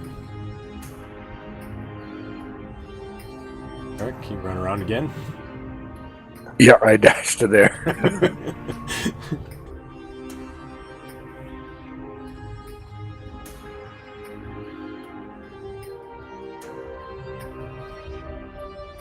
I'm getting the workout in this fight. No kidding. Then this one attacks you. I will react to that. Okay. Giving myself +5 versus that attack. Alrighty, sounds good.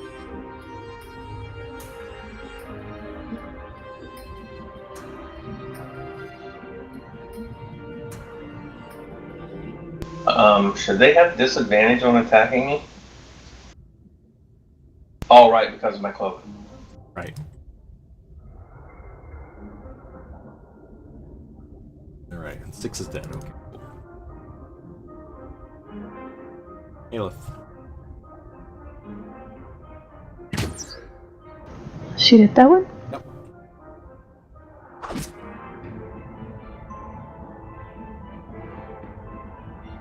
I'll take my bonus action against him. Dang it. Sorry, I tried.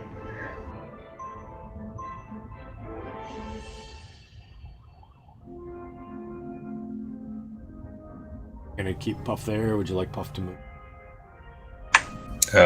Yeah, Puff will move up to me. Okay.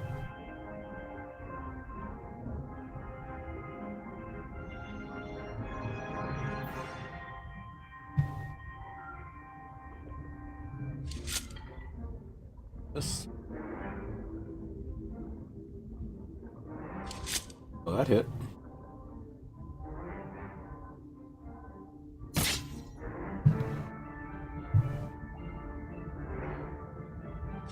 There you go.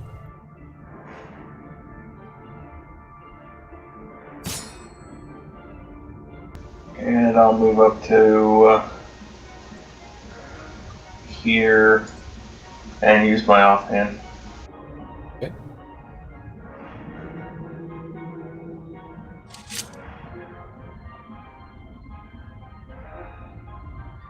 Spaz.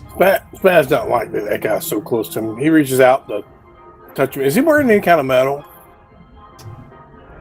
Like metal armor or something like that? No, it's all natural armor. Actually, he is. Yeah, he is.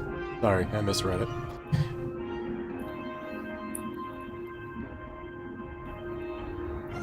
Well, yeah, we're close enough. So, I zap him. Okay. I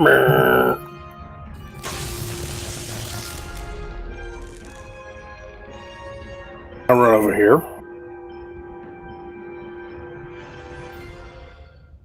That was a shocking grass, so he's gotten a reaction. Gotcha. All right.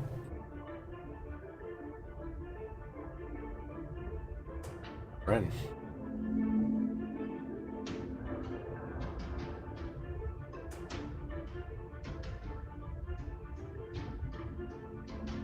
I'll double move to there. And that'll be it. All right. Dash or whatever. Alan. Alright, I'll move along the shore. Okay. And then take a couple shots. Bonus action, move my hunter's mark.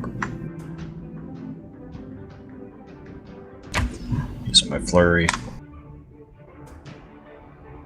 Never mind.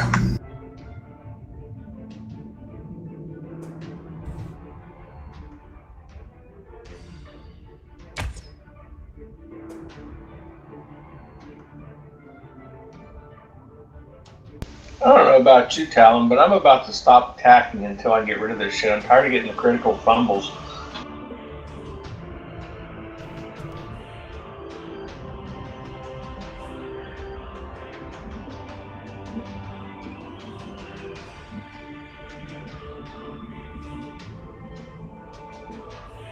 You guys are bathed in darkness.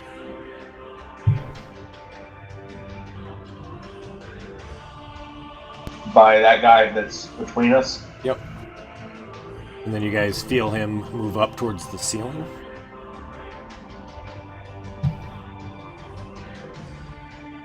Did he move out of our? Yep, he did. Yep. Just remember, it's at disadvantage.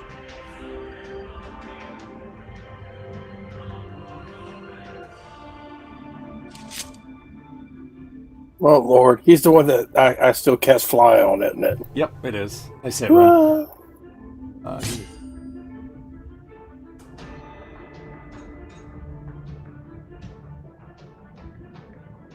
Yep, alright. I'm gonna move 30 feet. Alrighty. It's my turn. Wow. They move 30 feet? Oh, I'm sorry. Yeah, so it would be your turn. Alright, so you move 30 feet. Anything else? As soon as I see the darkness, I stop and just stand there. Alright. Maybe ready something in case anything flies or comes into my range. Already an attack. Sounds good. Would I have any idea that he moved? I don't think so. Actually, you All would. right. You would hear. I guess you would hear the movement. I guess because he's not hiding. So yes, you would. I keep darkness is tricky to me. So you would. Yeah, me too. Yeah, you would.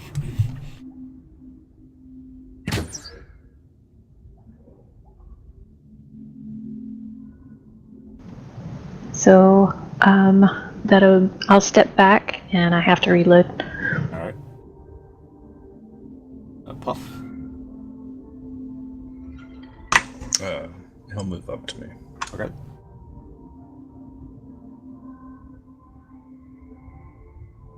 Them. I will move along the wall until I'm out of the darkness. All right. And then already in action that if any enemy comes within range of me, I'll attack. Okay. Good. Baz.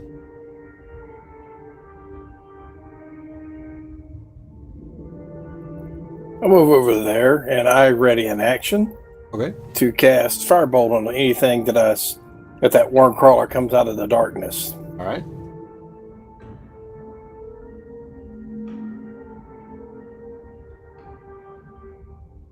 Yeah, I was thinking the same thing. I'm gonna move along the wall and get out of the darkness. Okay. And then already in action. All right.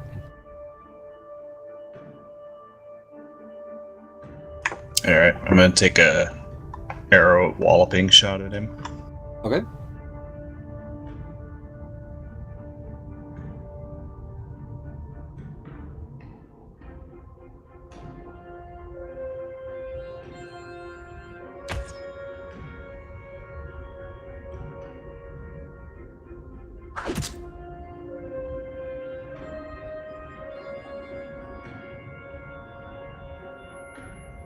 Oh, whoops.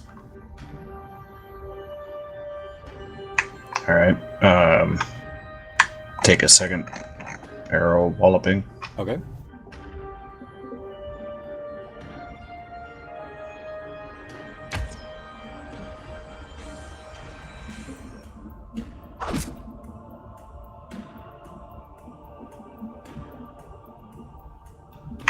Okay, and he falls prone.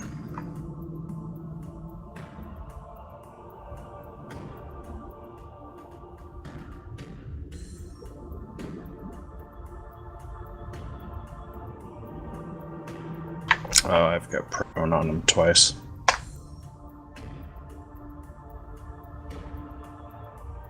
I got it. Whoops. You put it back on him. I forgot you could take it off. Alright, so you guys hear movement.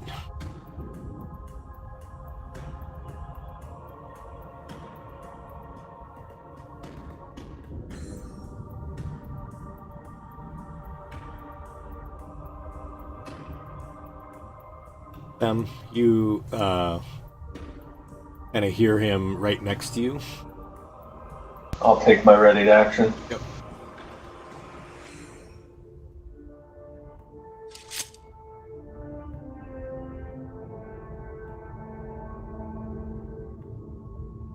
He'll claw at you.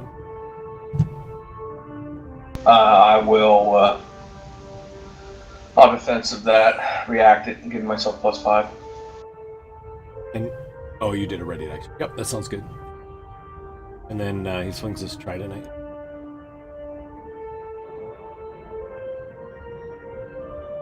Can't do anything about that one.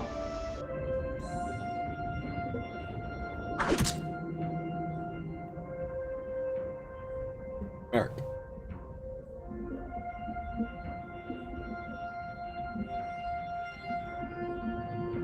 Must have seen the trident come out of the dark and hit them. You would have, yep.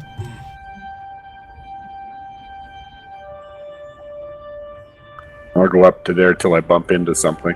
Alrighty. And then I'll swing at it. Yep, wander into the darkness.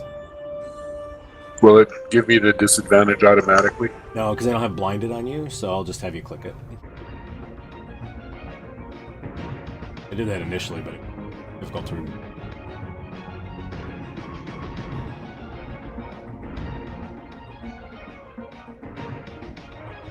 That's a miss.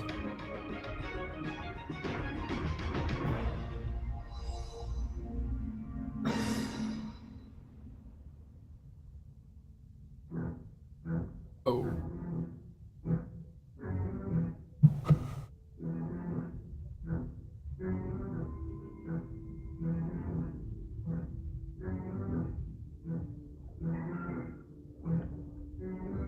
Oh, you hit Femi.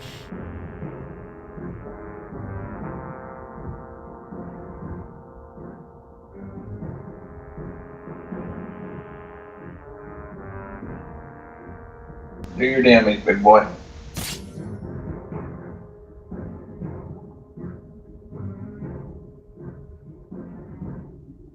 Sorry! Aelith. Quite alright. Better me than you. Alright, I'll shoot into the darkness and I hope I don't hit anyone. Oh, nice. Oh, wait, I don't get sneak attack because it's a disadvantage. Great. Sorry. Alright.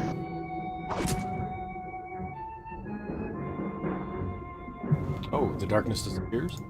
You're welcome.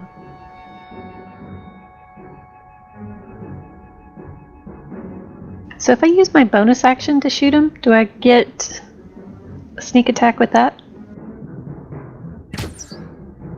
I don't know. I would assume so. I'm not sure exactly. It's not on your first attack. It's on any one attack. Is that correct? Right. Yeah. So And now that I'm not at disadvantage. Yep.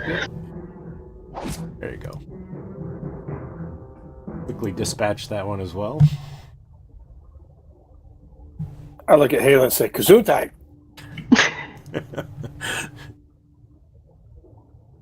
So what did we learn with that fight?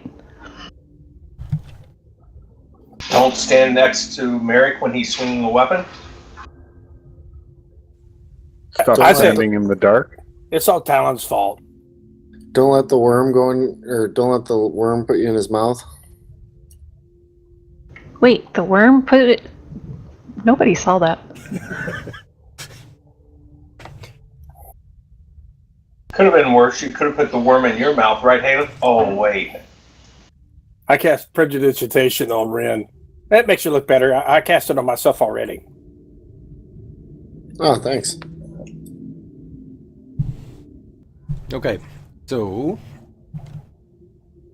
you guys have just kind of dispatched the worms and the worm callers that was there, and so you had your discussion on what not to do. We're still not sure what Haleth was getting at, but Yeah, because tactics are beyond us. What's a tactic? That's one of those little things comes in a plastic container, isn't it? You put stuff up on like a wall with it. You stab it in there. I'm going to say, so it looks like Talon's found a way to the other side. Maybe we should go join them. How are we doing on resources? Ren, you look pretty beat up. I'm fine. Good. I'll use an action to use some hit dice.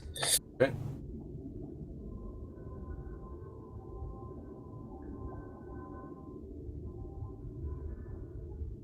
I'm following Merrick.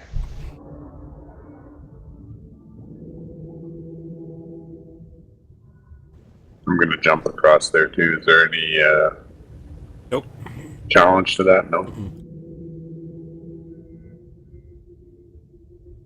What about for Spaz? Nope.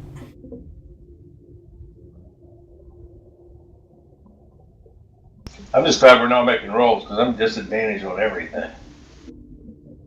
Right.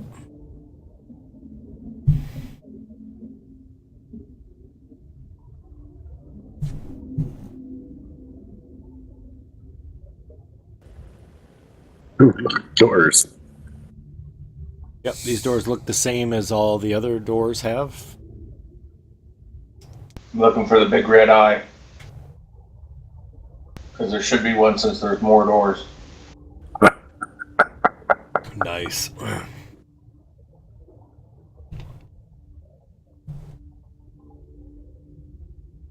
You know he throws like 5 more monsters against us when you do puns, right? There's a roll for that. Okay. You guys gonna open the door? You can get in front of me. You can get in front of me. Now, I don't have a problem with that. Not at all. I'll listen at the door and check and make sure that it's not locked or anything. Trapped. Not locked. Yeah, but is it trapped? It's not trapped either. Does it open towards? These do.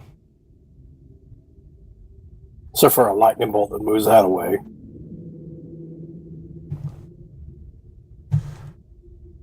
Alright, there you guys go. Looks good. I'll open the door. Alright.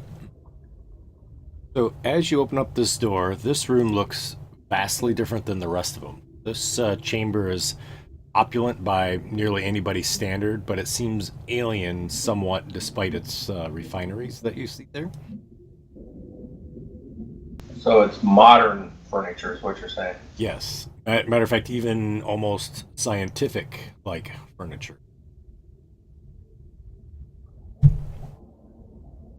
You see the furniture is placed at odd and sort of weird angles, and it sort of blends in with this disconcerting imagery of carpets and tapestries that decorate the room of things that you've never seen before. Circular discs flying in the air, things that show like they look like swords with flames coming out of the bottom end of them. And you see that there's also scenes that depict carnage and torture in sort of great detail. And there's all these abstract patterns that are sort of drawn almost by something unsettling. Take a look here. You do see that there is a chair that's kind of in that far corner there. In that chair sits this, and as the door opens, it looks at you. Oh no. We've seen that thing before. You have. Yes. And as that occurs, You see that behind it, one of the worm callers sort of spins around and looks at you, and it's kind of hiding behind the chair, so it kind of writhes around almost like it did for the other thing that you had, the other room with the fountains razor.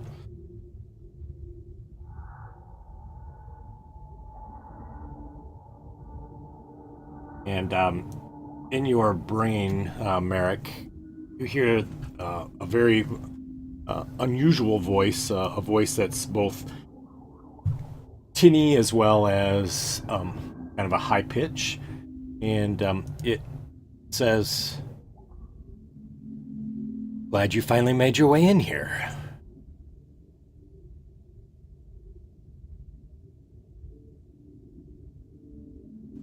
I'll think back to it. Me too. And suddenly, everybody that can sort of see in there also hears in their brains, "So, has the time come?"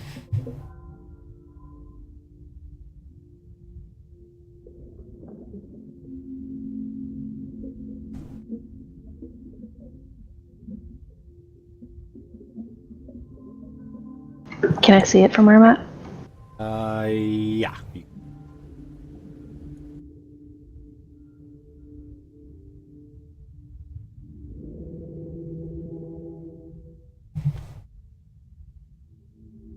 The main thought going through my brain is, what is that? That was from... I'm trying to think of how to say this in character.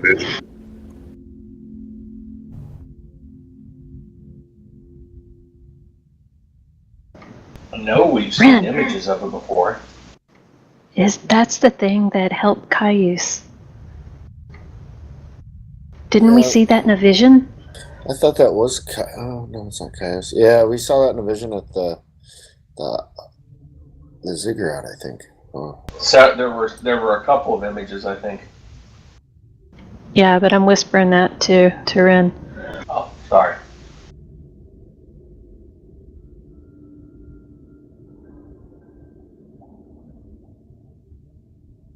You're going in the room, Merrick? Yeah, I was going to move into the room. All right. So, as you kind of enter into the room there, I will be following him. Immediately you hear, okay, no problem. You hear in all of your minds, the creature says, "Kyuss, you said? Ah, tell me, is Kyuss fully ascended?"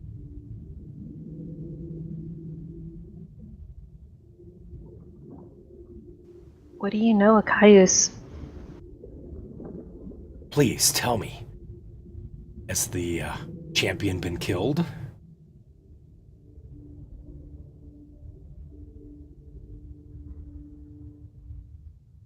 He just kind of sits in that chair and sort of stares out to you. You see, as you walk in, he immediately turns and looks over to you two, and he says, "Please tell me, what's happened?"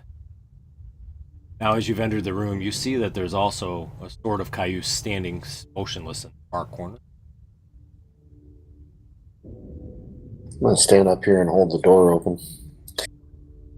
And the worm caller kind of moves around. And he's like,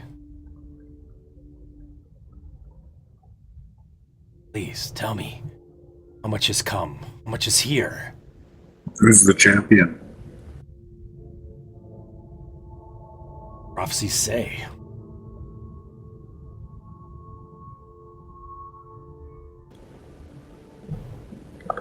Yeah, but how can we tell you if he's dead if we don't know who he is? Oh. Have the worms arisen?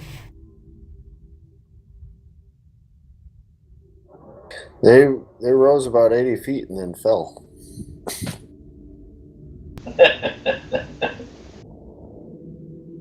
It's not time yet. We've seen some worms.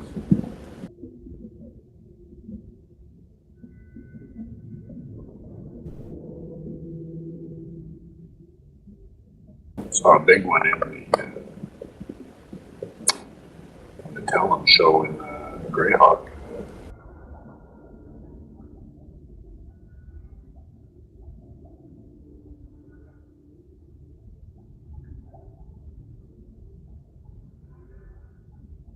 I'm going to just say, what are you?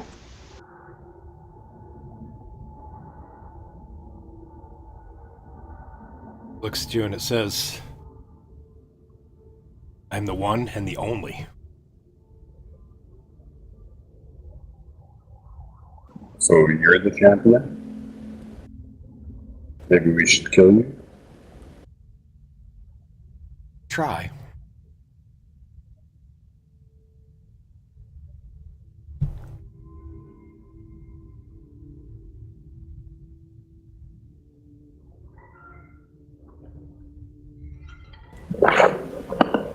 So, what's next? Like, what's next? What do you mean? You still gotta tell us who the champion is so we can go kill him.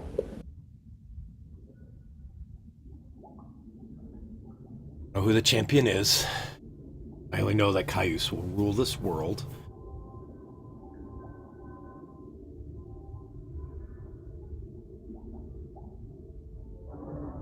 What part do you play?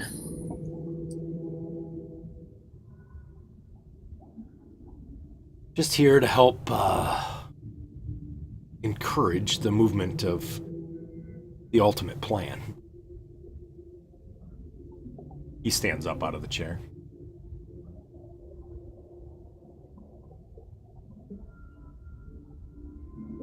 Takes 5-foot step towards Merrick and Them.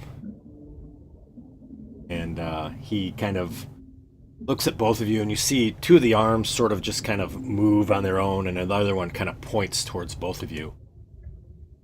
And then it points towards Merrick, and it says, "You've brought something in here with you, haven't you?" Lots of somethings. He says, "Give me what's in the bag, and I will let you go."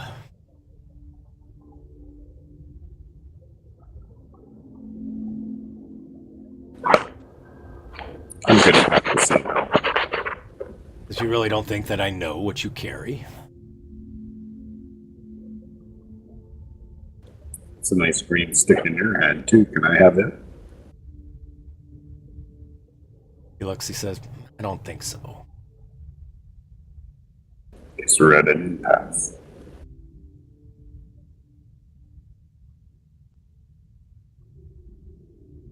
Wormcaller moves back behind the chair again. You now see the sword moves towards the door. Are both of the doors open, or do we only open one? I'm not sure. What would you have opened there? Oh, I would have opened them both. Okay. But you could be hiding behind one, Neil. Yeah, I was gonna say this one Uh-huh. that's open here. I'm gonna try to like block so that I can get some cover behind it. Okay. So, how many of these ziggurats are there? He looks to you, Ren, and he says, "Any, right? Don't you think? How many have you seen? Is this the first?" Do you know where the red dragon took the monolith? He looks back to you, he says, "A dragon?"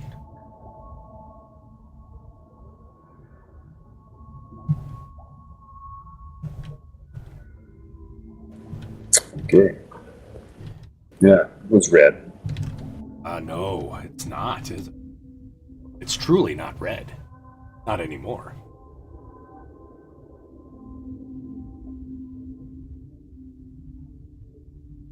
May have been at one time, but it is not now. What is it now? Definitely not red. Do you know where it is? I don't. Steps forward. You see him kind of peer around you, Ren. He looks down the hallway and he says, "Come on in, friends. Come on in. Let's do some discussions. Please, please, don't feel like you need to stay outside. Never know what may creep up behind you."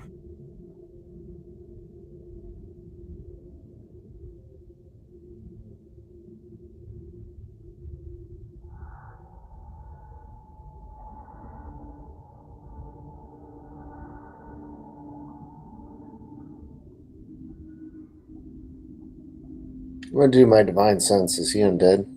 I'm He guessing is. so. He is undead. Is there anything on the other side of this? No. What? This bed. As you kind of look at that, it does look like it's sort of a space bed, if you want to think of it as such. But as you see, there's a green circle. It's completely filled with a bed of worms that lay underneath it. And you can kind of see them writhing all inside the bed. It's like half full of...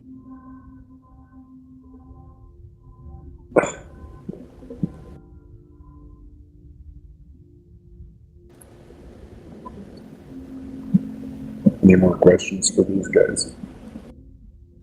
No, I think that's it. Are you an agent of chaos? Follower of the queen? The queen? Who's the queen? Not my queen.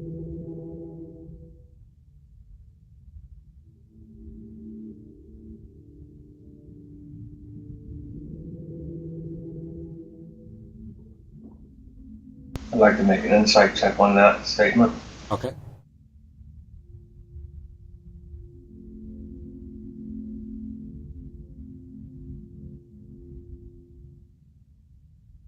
So he kind of turns his head in all directions and steps over, walks over to Haleth. And he looks at you, Haleth, and he says, "Elves have come before. They didn't do so well." I know, I saw many of them outside. I'm assuming that was your work? And I'll try to move back into the doorway. Sure.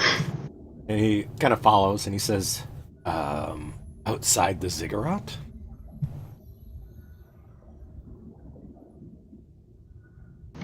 Didn't we see... Oh, it was up in the, in one of the visions. Didn't we see elves? You did. Mm-hmm. Elves were hanging from that tree outside the wall of the ziggurat. Yep, that's true too. But in one of the visions we saw elves and You did. all kinds of... In the room of standing corpses is all elves as well. Mm-hmm. So, yes, outside and in these chambers. You see the sword stands and you kind of almost bump into him as he steps up and behind you. Says, "Not my work. You talk to the priests. The priests that take care of that. I'm only here to help Kyuss.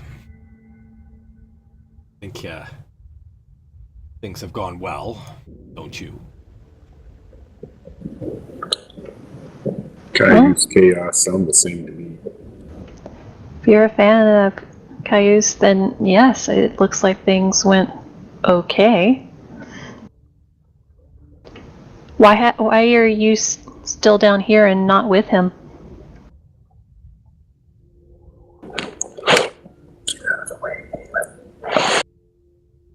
And he kind of looks to you and he says, "You think that I'm going to go with Kyuss?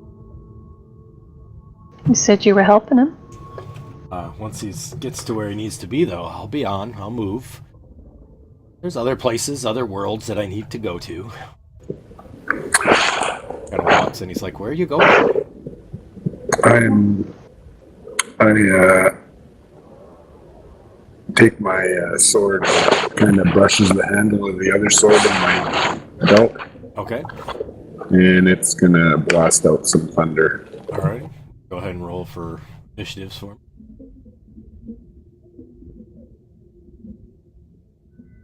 Oh god, we're all gonna die.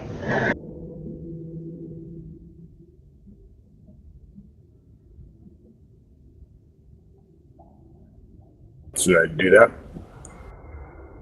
Yep, you have.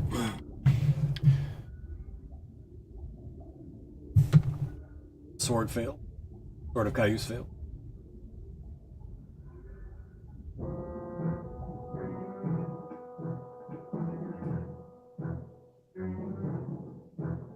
You kind of see them both get banged up.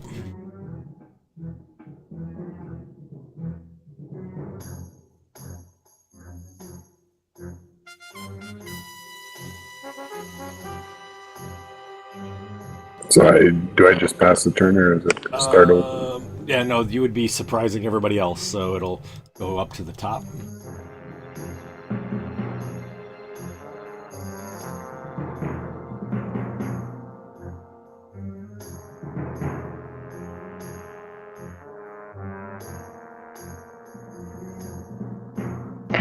Okay, what was the deal? We can like use acrobatics to run past.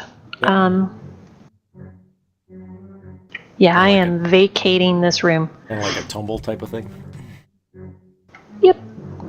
Is it because you see my 30-foot cube come out? Oh no, this is just. I'm still counting, by the way. Yeah, no worries. Sorry, I'm figuring out what.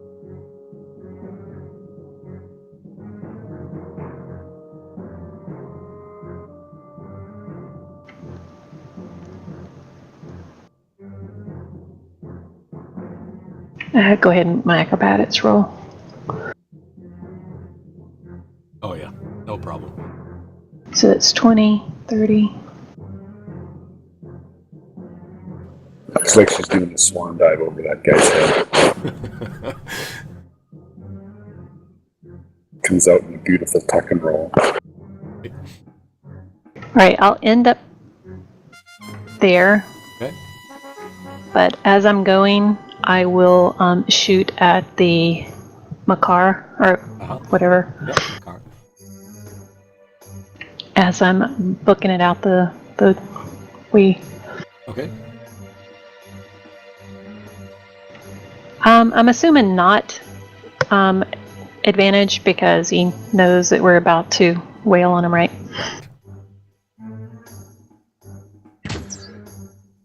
I still get sneak attack. And everybody has advantage on him for a round. So for his legendary action, hang on one sec then.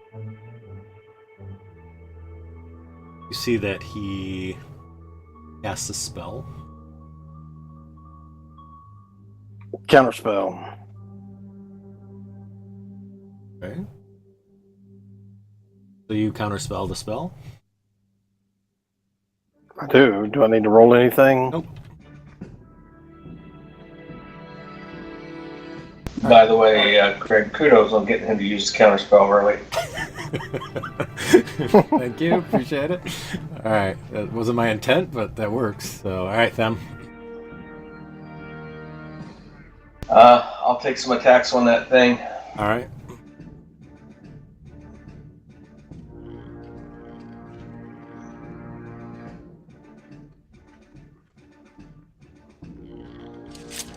Nice, that's it.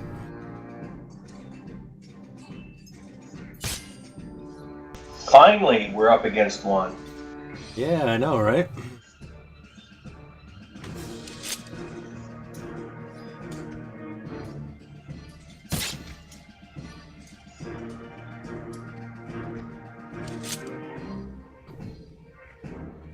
Offhand.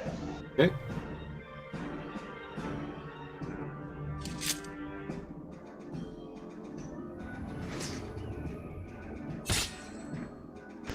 And I am done. It uses its secondary legendary action. And I need everybody within 20 feet of him.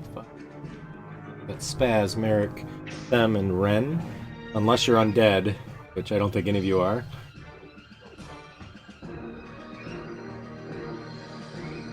You guys need to make a Constitution saving throw as you feel like the life is being sucked out of you into Makar.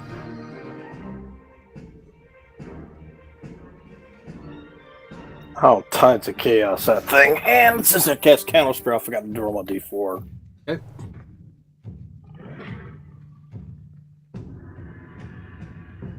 Oh, he won't have to do that. He's about to fireballs off.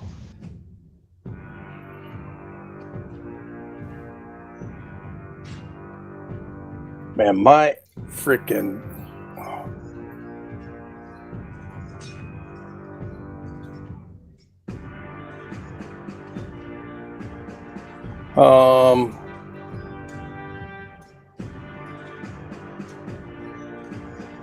I'll take number 1. Number 1. Okay. Sounds good.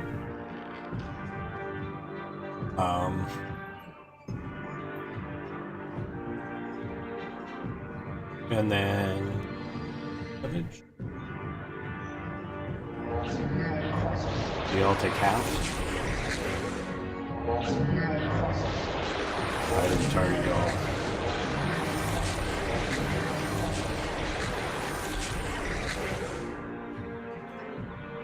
So Mary took none there? Nope.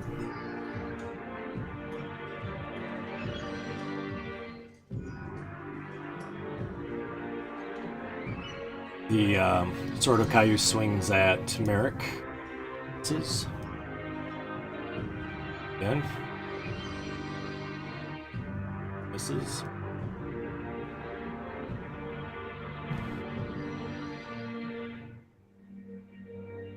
And at the end of his turn, he takes another legendary action.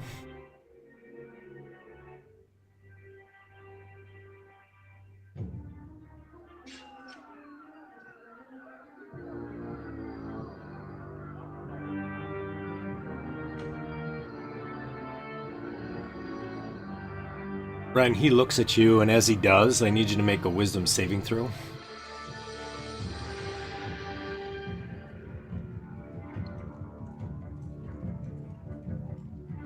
Saving throw city. Yeah, lots of save.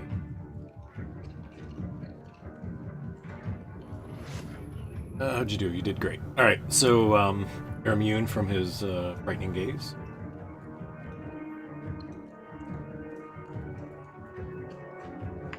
Alright, I'll lean out and move my hunter's mark over to him. Okay. And take a couple sharpshooters. Yep.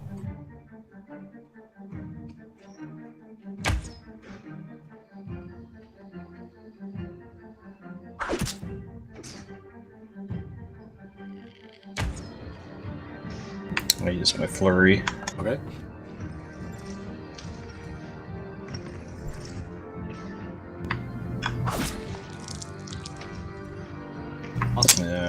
I don't know why. Oh, never mind. As he goes down, you see the worm caller screams out and turns into a pile of worms and dissolves, as well as the sort of chaos in front of you does the same. As that happens, you feel a large rumble as the entire earth sort of shakes back and forth.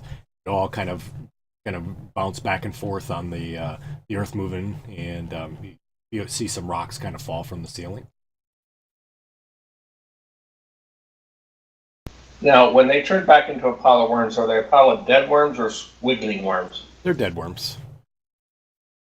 And as that happens, all of a sudden the room sort of melts away again into darkness, and the air fills with this sort of strange, frightening whispers. It sounds as if there's hundreds of different voices that speak to you in 100 different languages.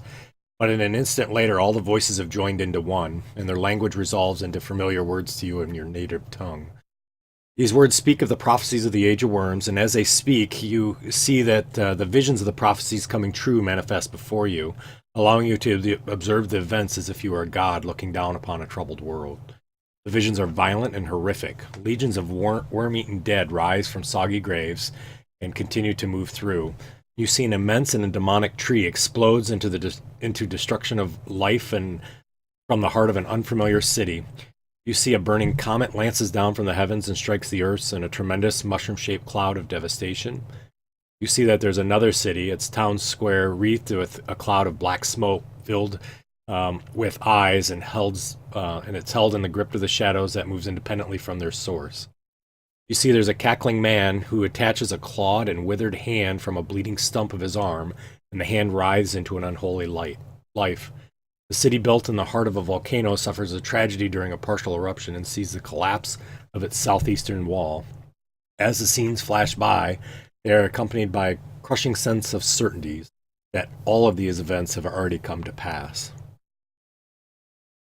Yet finally, the whispering voices speak two more prophecies, and these are accompanied by blackness. What they say is a tripart spirit once again becomes one, and its advice are the mighty undone, the voices whisper. And then it says, on the eve of the age of worms, a hero from the pit shall use his fame to gift a city to the dead. After this, there is only silence, and it would seem that the two prophecies have yet to be.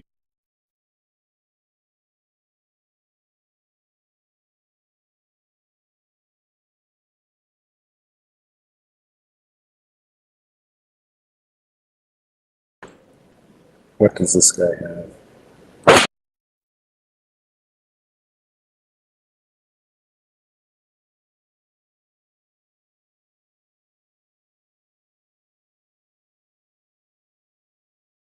So he has a staff, he has a ring, and you find out that he has a gold jewelry box.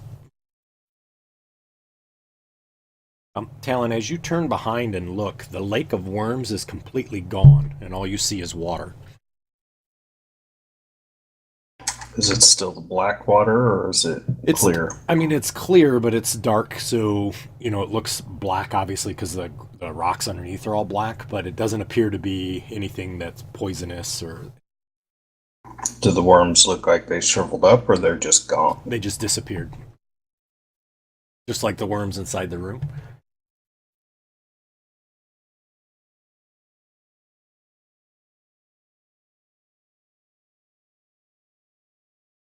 As you're standing there, you feel the ground kind of shake again.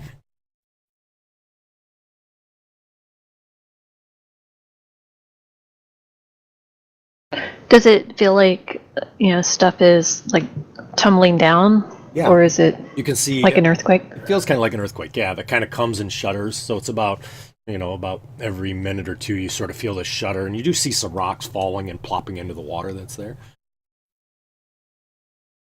Like maybe we should get back above ground? Man, make sure we grab his stuff. We got another room to check.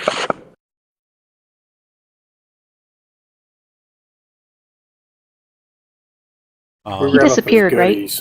Yeah, he disappeared. The stuff is there, but he disappeared. What was that again? Do you pick up his stuff? Yep. Is the staff part of the rod? What's that? Is the staff part of the rod? Yeah, there's one of the rods that's there is there, and you pick it up. As you do, you feel this sensation. It's hard to describe, but almost like your entire arm goes numb as you pick it up, all the way up to where your shoulder's at.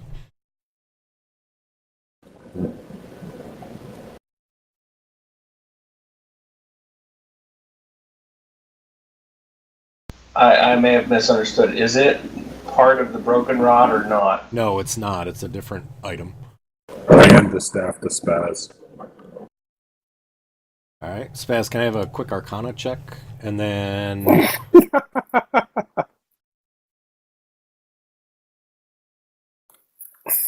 Wow. Strong work, Spaz. He's got 0. I see that. Spaz is not Arcana. I know he's not, but I None of us are. Well, Barrick's smarter than me. It's an intelligence-based thing. Aelith has proficiency. I do. I also have proficiency in Arcana. All right, so the two of you can roll if you would like. Well, I'm checking these beds to see if those worms are dead in there also. They're gone.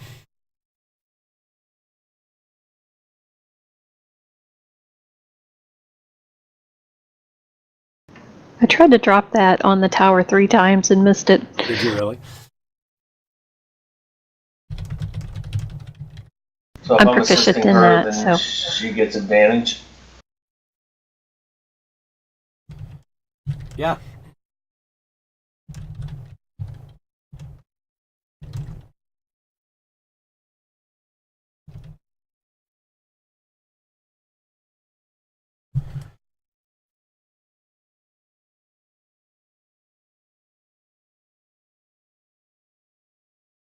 That's all I know about it.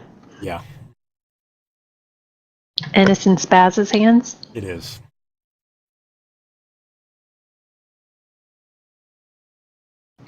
I slap Merrick. I start swinging it around.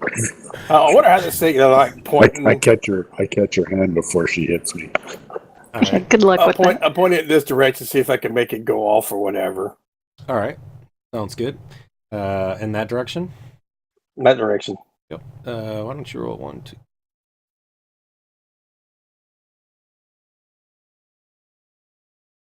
Why don't you roll a d20?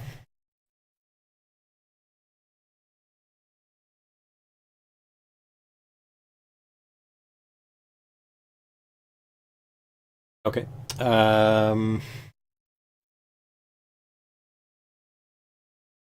As you point it that way, about 30 feet from you, so right on the edge next to Talon, you suddenly see, Talon, a hole appears in the ground. And as you look at it, it looks almost as if it's a passage. So essentially, it's 5 feet wide. It's about 20 feet deep. And it just bores all the way down in a 5x5 square all the way down.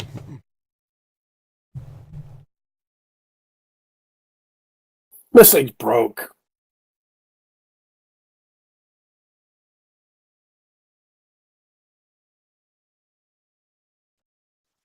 I'll throw it on the floor. Maybe we just need to study it more.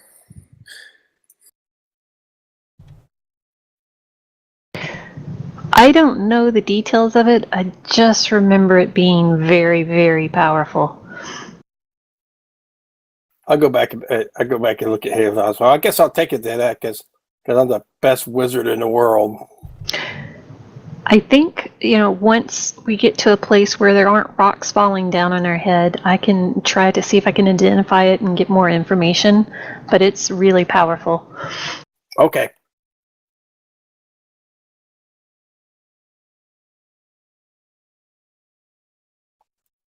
Should we check the other hallway, or are we going to just run away? Yeah, you said he had a ring and a jewelry box too, right, Greg? Correct. So we grabbed those up also. Okay. I think the Luke Monkey grabbed all of that.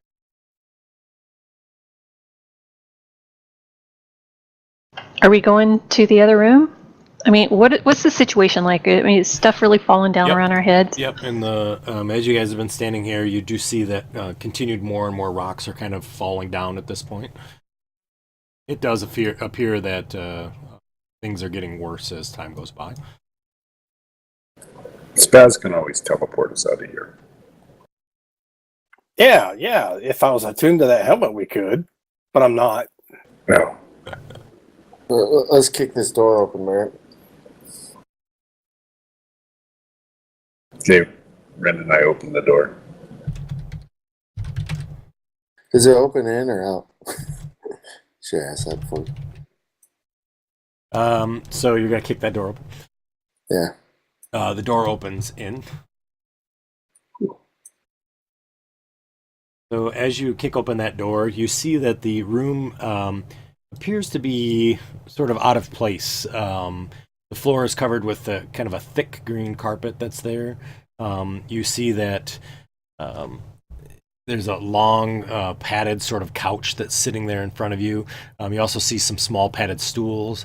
The walls are kind of carved with the nightmarish scenes of a dual world. The first half of the carving depicts a world of caverns and twisting tunnels that are infested with massive worms. The creatures that look like humans are posing as worms, and creatures are more horrifying than anything you've seen before. On the upper half, these worm monsters kind of burst through the ground and ravish and ruin numerous humanoid civilizations, dwarfs and elves and halflings. You see dragons with heads of worms that fly high above the sky, and towering over them is this immense figure dressed in plate armor and wielding a strange polearm that you immediately recognize as Kyuss. The man's face is hidden by a hood that is a dark gray robe, but worms drip out from underneath the cowl. Were you teleporting to there, Spaz? I'm not teleporting. I was just checking out this thing to see how bad I would do. Oh, okay, gotcha. I'm not attuned to the teleport thing. Okay, gotcha. So you now see that the walls in here are now sort of cracking.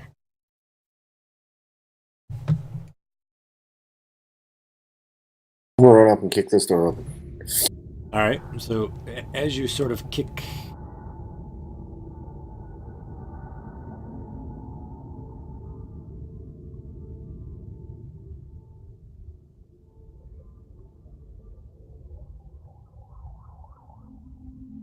What you see in here is a room that appears to be full of sort of ruins, and there's a tattered carpet that's on the floor there.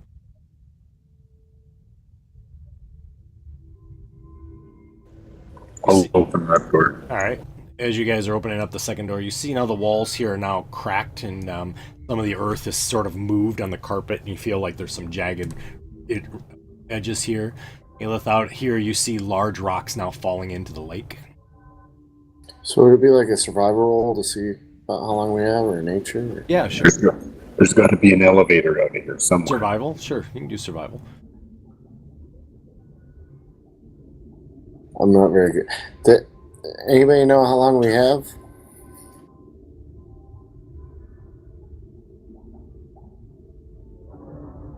Enough time to make it over to the hole? Well, if we don't have a way to teleport out of here, we should get going pretty soon. But how are we going to get out? We got to climb up that central hole where all the rocks are falling down. Well, Maybe the leader can telekinesis us up.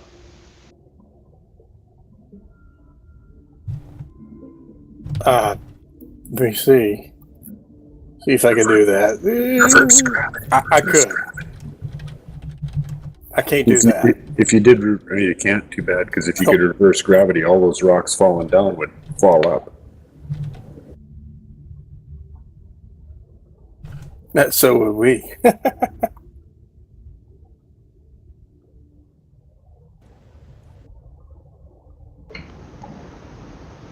guys, we probably have about 10 minutes at most. So, Ren, you're kind of searching up the room there? Let's open up these other two doors. Hasty searching. All right, so you kind of scramble around, kind of looking for stuff. You don't find anything of value in there. I'll run through this one. Let's quickly, kind of looking through, you see that most of the stuff in here is very, very old. Nothing appears to be of value. Nothing in here. What about here? Nothing in here. Yep. You guys looking around pretty quickly. Yep. Quick. Yep. 10, 20 seconds, and then... There's got to be a quicker way up from down here. We found one. Now the rocks continue to kind of collapse around you. You see the rocks falling into the lake. As they do, they're definitely bigger at this point. You can see the water kind of splashing up along the edges.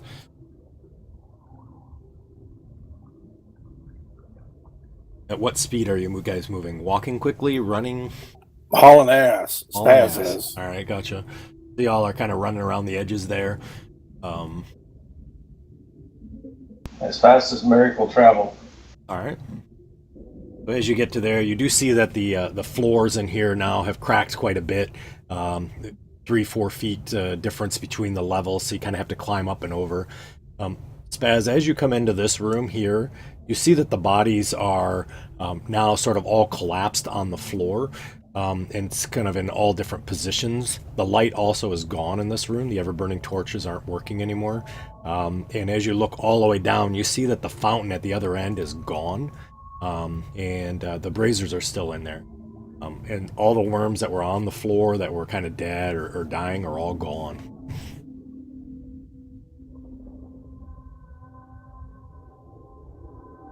I look up, how far up is this do we have to go? 500 feet. Holy smokes. And as you look up, you see there's occasionally rocks that are kind of tumbling down the tube that's there. Spaz, do you have a scroll of teleport? Didn't we have a scroll? I'm like rifling through my bag of holding because I thought I had one. If it's your bag of holding, if you think of it, it immediately comes to your hand. If it's in the bag.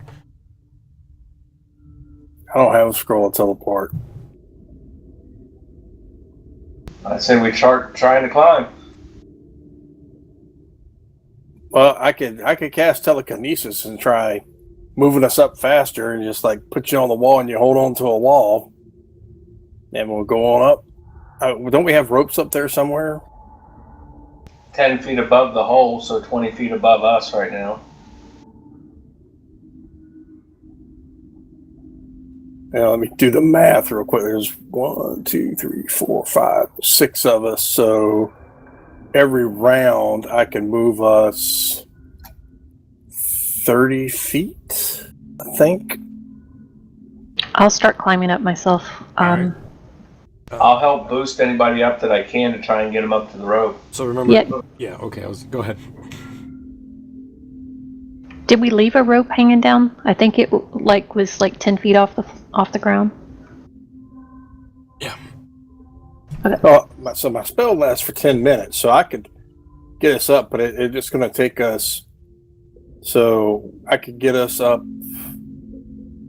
See, there's 6 of us, so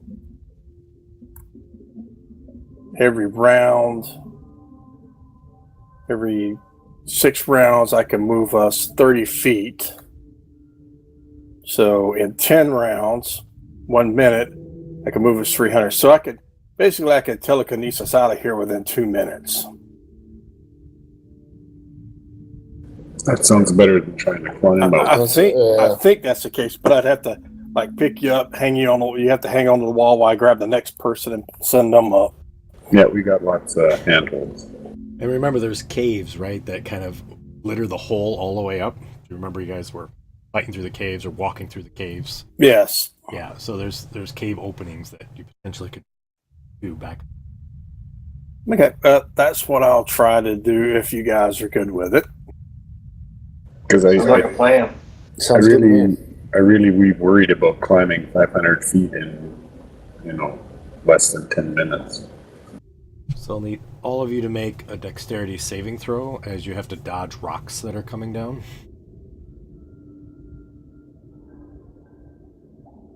Can I use my evasion? Yes. And there's my roll for wild magic, Greg. I got a 1. Everybody's within 10, so they all get +3 from me. All right, sounds good. Yeah, my roll already included +3. Yeah, it's still on some people. It's supposed to roll off after that. Oh boy. However, I'm assuming I failed that, so I can use my Indomitable to re-roll that. Now, when I re-roll that, that's still at disadvantage on the re-roll. Is that correct? Yes. Whoops, not a D20, Russell. I'll take number 2. All right. So as he casts that spell, and just before he starts to telekinesis you all, you suddenly see him disappear. He must have had teleport. Yeah, he's gone. He's gone? Yep. Alright, I'm continuing on up the rope. Alright, so Spaz. As I'm helping everybody else get up to the rope and climb since we didn't actually get teleported out. Okay, sounds good. So Spaz, you all of a sudden are in a world that you've never seen before. You see things that the ground appears to be completely gray, or a silver color to it.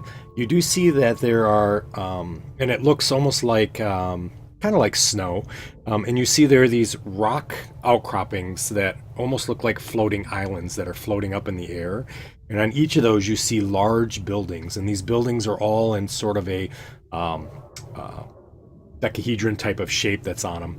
As you're standing there on this small little rock that's there, you see this large, almost looks like a blimp of ships of sorts, and it has a propeller behind it that's spinning, and there's a basket that hangs down underneath it. And it's going by, and as it goes by, you see there's almost looks like... Lost you, Greg. Can you hear me now? Yep. Okay, so he's almost like there's a creature up there, and he appears to be sort of a wispy, sort of not air elemental, but just has kind of like a glow over him. And he just kind of puts his hand up slowly, his left hand, and kind of waves, almost like a queen wave to you as he kind of goes on by. I do the queen wave back, and then I give him a golf clap. All right, and as you start to clap, boop, you're right back where you were, and you guys see Spaz has now reappeared. I'll start doing the telekinesis thing now. Alrighty. You see some of them are already climbing up to the rope and everything. So you guys continue to kind of move your way up the tunnel. Dex saves 14. Spaz. Wow, Spaz. Well, my Tides of Chaos has recharged. So now that I'd roll my wild die. Yeah. So, the higher the number, the bigger the rock. All right. So, Spaz gets hit for 6 damage. Spaz, do you mind doing a con roll for me? A con roll? Concentration for your telekinesis? No. Oh. I still made it. Yeah, you're fine. And so you guys are able to kind of move up, and as you do, continued rocks are falling. You guys go from kind of hole to hole, cave to cave, and you finally get up to the upper map. As you do, you see that the green mist is gone. You don't see any more of the green mist. As you look through the door of the to the north, you see that all the worms and the green glow that's in that room is now gone. Several of the pillars in here have fallen, and you see that it's now the room's kind of filled with rubble. There's lots of rocks that are stacked in here and whatnot, and you've easily recognized that the ziggurat is pretty much collapsing. Bren, as you're kind of finally up to this point, Black Angus tells you that everything is falling down. There's just rocks falling everywhere from the ziggurat. It looks like it's imploding. I'm gonna ask him to come pick me up at the west entrance. All right, sounds good. So for the rest of you, Spaz is running. Double dash out. all right. So you guys are climbing over rocks and whatnot. As you get to there, you see that it looks like some rocks have kind of filled in the area, but you're able to kind of squeeze through some of the cracks that are there. As you get outside, you see that the onyx circle that's all around is now gone. There's pieces of onyx that are laying there, but it's pretty much destroyed at this point, where you could just kind of climb over the rocks. As you look up, you see that the ziggurat is now tilted kind of over to the side. You see the inside is sort of collapsed a little bit, and as you kind of move away from the area there, you feel the ground starts to decrease the rumbling that you feel, and obviously there's no breaks in the earth that's here, and you continue to see the tower sort of kind of implode on itself. I'll try and keep up with the group as best I can. All right, how far are y'all going to run? Outside of the circle. Okay. All right, so you guys continue. You climb over the onyx rocks that are there and whatnot.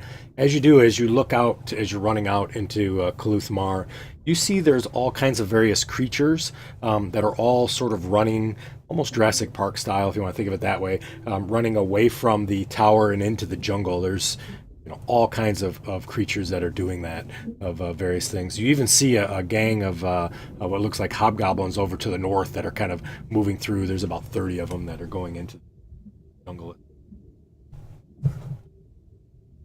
Well, once I get outside of the ring, I'll try to see if I can tell if the worms in the dirt out in front are gone too. So you kind of reach over the ring and kind of put your hand in and dig through the dirt, and as you do, you don't see any worms in the dirt at all.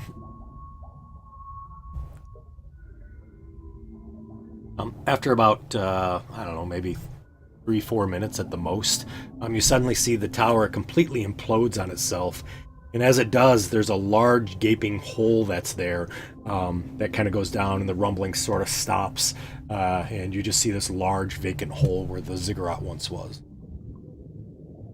Well, the second temple that we've destroyed. Or do the ones in the mine shaft count as 3? It's our story, right? Or yours? Yep.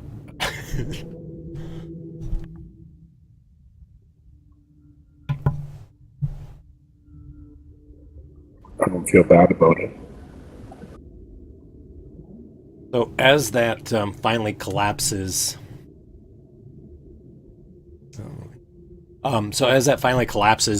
the visions that you all had are completely solidified into your brain, so you can always bring that back. So if you start to think about that, you can immediately bring that vision to come back completely to you. So it's there for you kind of in your brain as a catalog.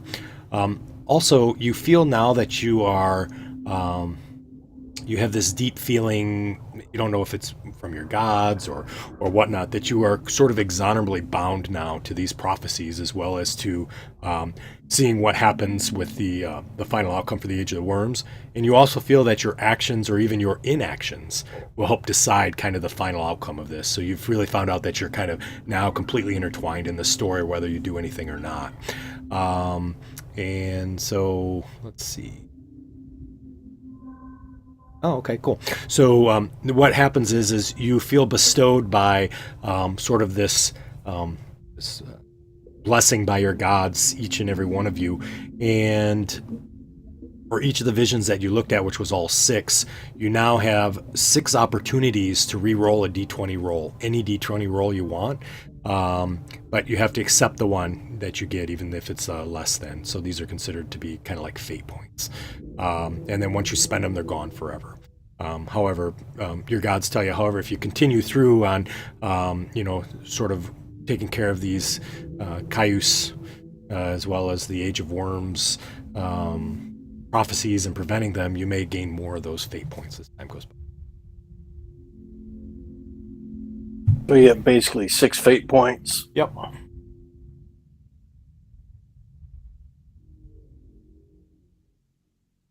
of like inspiration.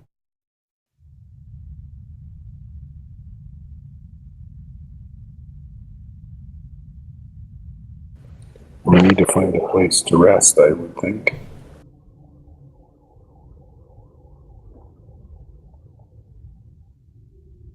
We've got a long walk ahead of us.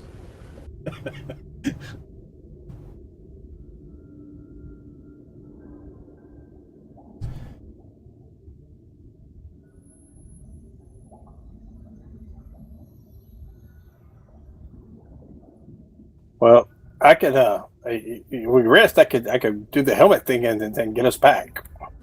That's a good idea. Sounds good.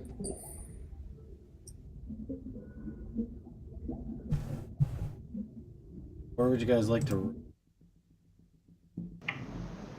Outside of the obsidian circle, All right. and I will cast the tiny hut again.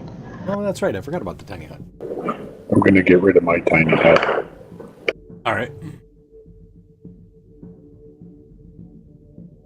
So you cast the tiny hut. You all are able to get inside of it. Is there anything you'd like to do before the long rest? Yes, I'm going to drop or just change something that I'm attuned to. Okay. And attuned to the was it the Ring of Spell Storing? And Spaz, if you don't mind, do you have any spell points to put stuff in there? Like we talked about? And I'm going to unattune to my lightning resist armor and attune to the headband. Okay. So I have what you want? I got a 3rd level. I got a 4th level, and I've got 2nd and 1st levels. I think we talked about haste, one of them, so that'd be 3, level 3. Yep, I'll cast haste into your ring. And 2 first level spells. 2 shields. Okay. Oops, that's for them. Sorry. Now, as I cast those spells,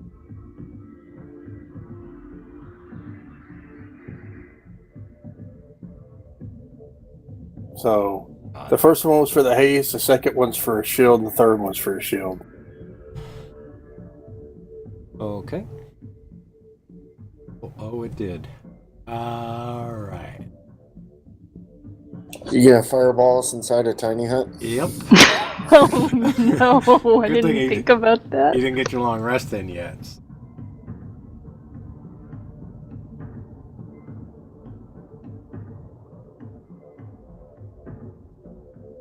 Gonna be your middle spell, whichever one that was. Yep.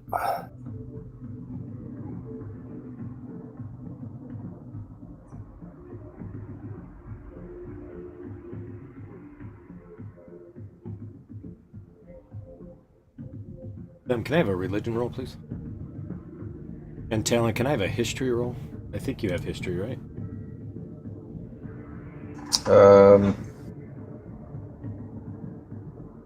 Oh, Nope. you don't. Why don't you give me...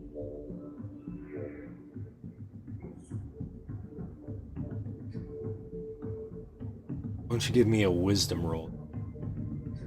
Wisdom.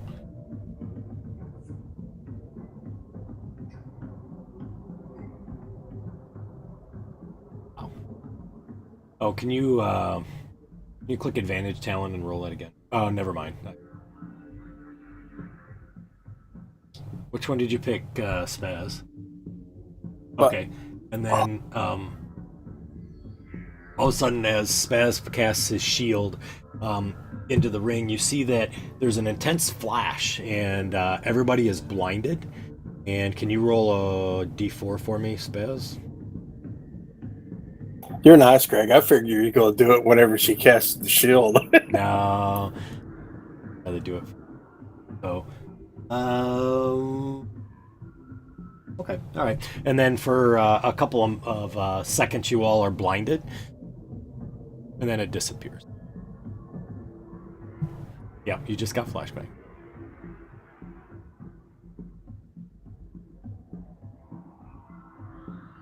All right. Any other spells or things that you would like to do? I would like to, during the night somewhere, do identify on that rod.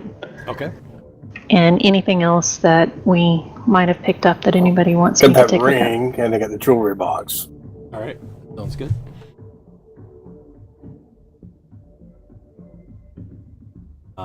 And Haleth, can you do an Arcana check? Whoops. Does anybody else have history that's proficient in history or religion? I do. Oh, okay. I have history. All right, Them, go ahead and give me whichever one you're proficient in, if it's history or Arcana. I'm in both. Okay. So on that last vision, you guys didn't really have a chance to figure out what things look like, so I'm just...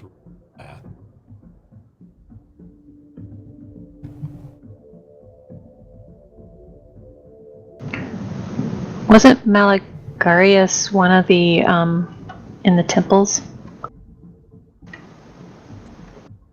Oh no, you said a demon lord. Sorry, never mind. That's all right, no worries. And Ren, you rolled that for history, was it?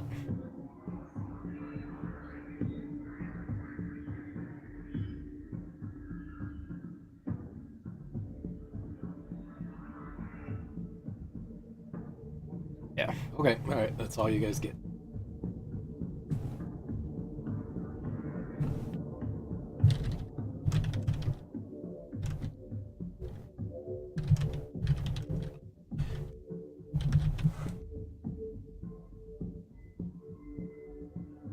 Alright, I'm gonna go ahead and do the long rest then if everybody is good.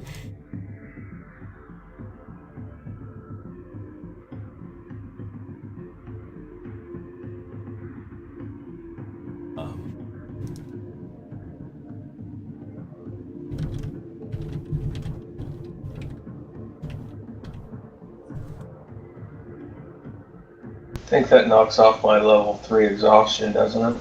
It does, yep. It takes away Talon's exhaustion. Thank you for... And it knocks off your level 3, which you're now at level 2.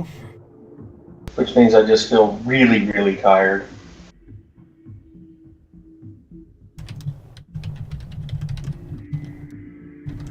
And I will unattune from the Pearl of Power and attune to the Helmet of Teleportation. Okay, sounds good. I can't remember. They teleported us here. Where did we teleport from? You teleported from Tensor's study.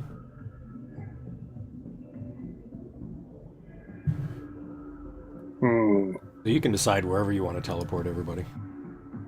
Heck, you could even take him to the plane you were just at. Well, don't tell him that. I think I better do something familiar. All right. Hey, Spaz, Yeah. do you have a staff that you use regularly? No. I got this wand. What does that staff do? Well, if I remember correctly, it can do a lot of things that can hurt us a lot in your hands. Nah, I doubt that. I'm the greatest mage in the world. Okay. I'll go ahead and pass it over to him and tell him what I remember of it. It's a staff of the Magi. Whoa, I'm sorry. Okay. No, it's nothing to this. It can do a lot. So I will unattune from the Wand of Wonder Figured. and Pearl of Power for now, so I can have the helmet and I have the staff tuned up. Once I get teleporters back, I'm going to get the Wand of Wonder back. So that's just, Spaz has to have the wand. Okay. So yeah, I'll teleport us back. Where I go? Where do you want to go?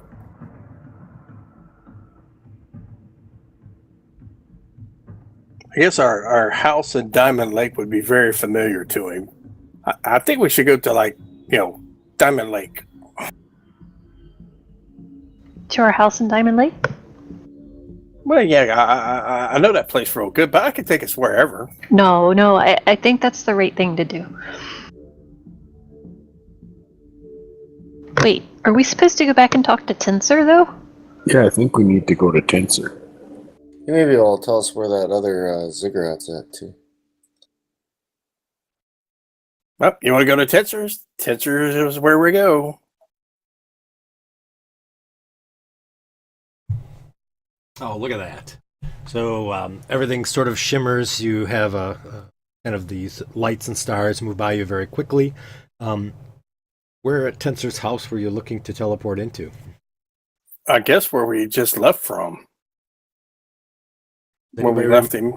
Does anybody remember any comments from the people that live in Mage Point?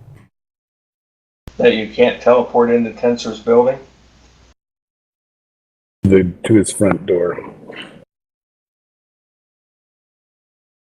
Didn't he give us the runes to his teleport circle, though?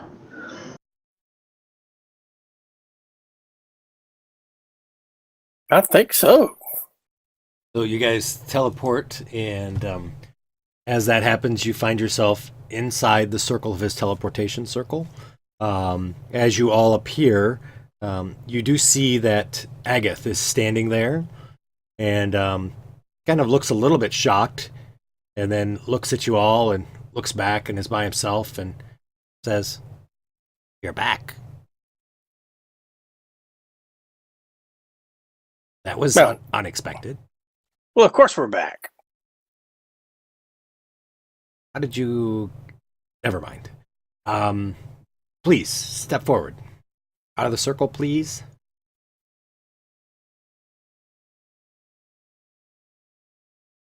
All right, I'll scoot around them. Quickly, hurry. Are you expecting somebody else? Hurry up. Oh, we moved.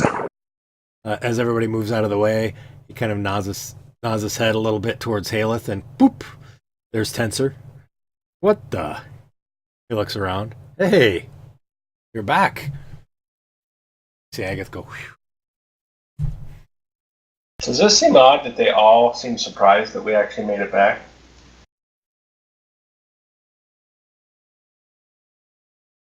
Please, let's head upstairs. You must be hungry. We got a lot to tell you. Oh, good. I can't wait to hear about it. And he says to Agath, Agath, glad to be back. And he says, glad to have you back, sir. And he kind of says, come on. He's like, please tell me on the way up there. Tell me what happened. That's Ayla's job. As you guys... Oh, go ahead. She's the note taker.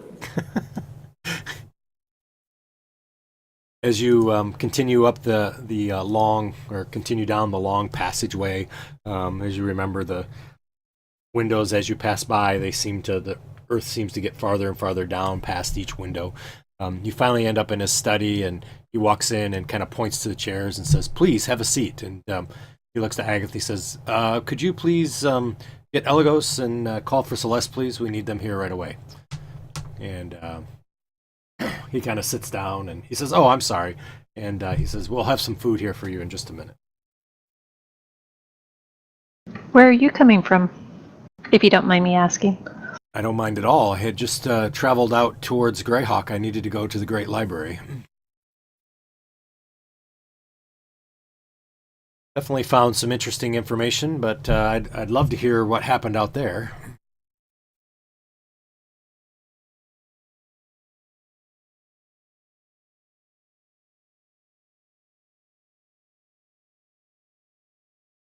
Well, we found the ziggurat.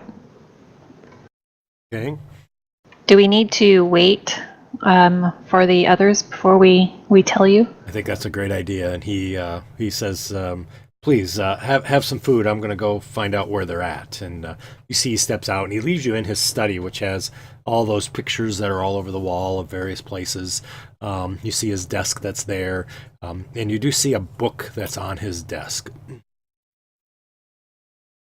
A large. And I am going to have to go over and take a look at that. All right. So as you take a look at it, you see that the book has some writing on it that I don't. But I may be wrong.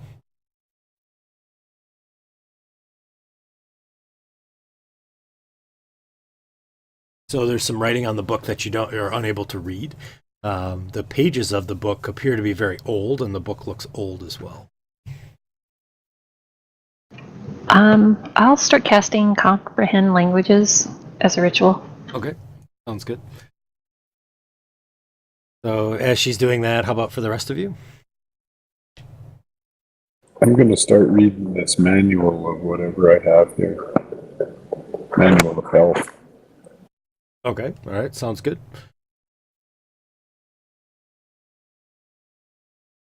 I'm going to turn from the helmet teleport and back attuned to my Wand of Wonder. All right, so that'll take an hour. All right, so after about 10 minutes, Haleth, your spell is cast.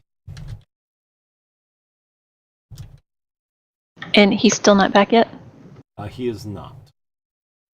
All right, before I even pick up the book, wait a minute, let me think.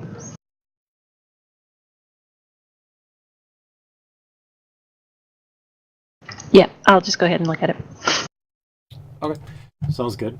So as you look at the book, you immediately recognize that it's written in Gnomish.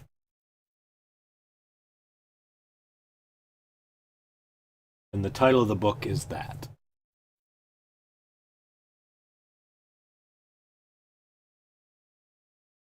Is that a place? I think I would probably have you... It's not a place that you're familiar with, I don't think. Has anybody ever heard of something called Alhaster? I don't know if that's a place or a person.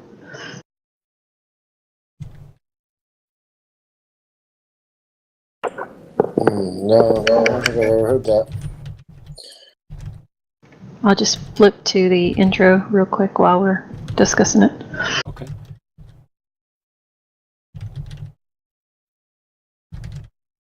As you do that, there's a note that's folded inside the cover. The note appears to be very old.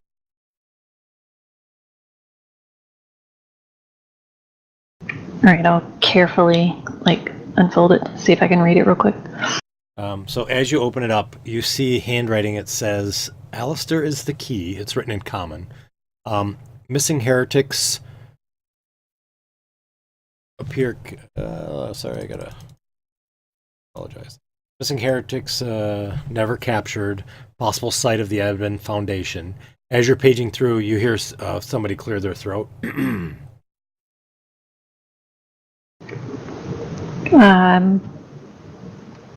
Hi. You see Tensor standing there and he says, hello? Sorry, I was just Yes, you were. bored waiting, so I was just doing a little bit of light reading. Sorry. I see.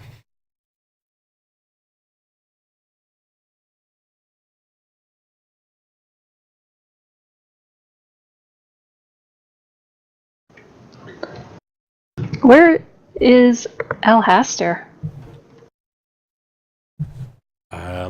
Interesting question you have. I wondered the same. I had not ever traveled up to the Bandit Kingdoms before. I guess it's somewhere near the Bandit Kingdoms on the other side of the Lake of Unknown Depths. Merrick, you've heard of it before? I have. It's to the northeast. I know that. It's in the Bandit Kingdoms. Yep. Yeah, I've actually had a few battles there in the Bandit lands. So, Merrick, you recognize the name. You've heard of it, but you've not been there before. You just know that you had battled quite a bit north. You also know that the lands are pretty lawless, and you were there fighting, obviously, for people that you were fighting for, but you know most of the people that live there are less than lawful.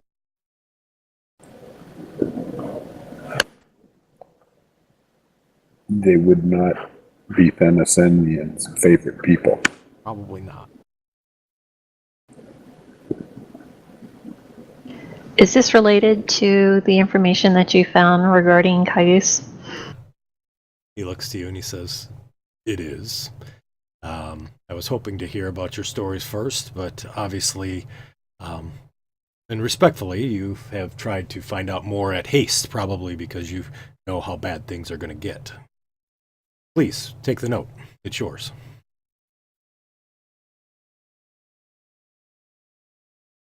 This looks very, very old. It is. It's a note from my old friend, Balakard. It stuck it in this book.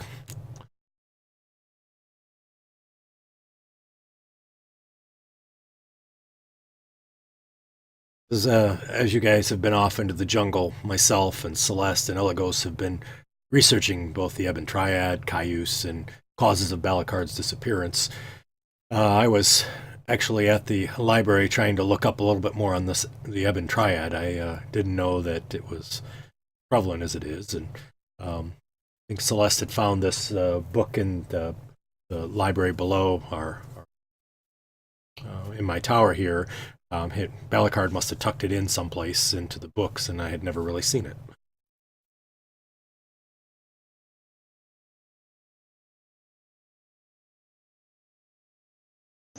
Well, do you think that's where Balakard was headed? I think so. He says, please, feel free to look at the note if you'd like. So as you open up that book, or open up the note, I mean, Yep. You see that again, it's kind of written as I had kind of described there. And it says, so it says, Alistair is the key, missing heretics never captured, possible site of the Eben Foundation, question mark. Did they turn the cult of Irthal for aid? And then more recently to that of Vecna, another question mark. Are there new triad leaders trained somewhere in Alistair and then sent out to start his own cult cells in other cities? Question mark. And it says to do, and it has hash marks for each one of these. It says Lashana, and then parentheses, help defeat the heretics, may know more about them. That wasn't printed. And then the next hash mark is Rosk. In parentheses, it says research indicates he didn't flee Alistair after it fell. He's probably dead, but maybe there's something left, some sort of legacy. And then another hashtag says Eben Triad, and then parentheses, are they still active in town? Question mark. Find out if their original hideout or / shrine still exists. Do you have a copy of that? I will. I just don't have it for today. Okay, that's I'll have cool. it next week. Yep. I thought I had exported the module I made, but I didn't, obviously.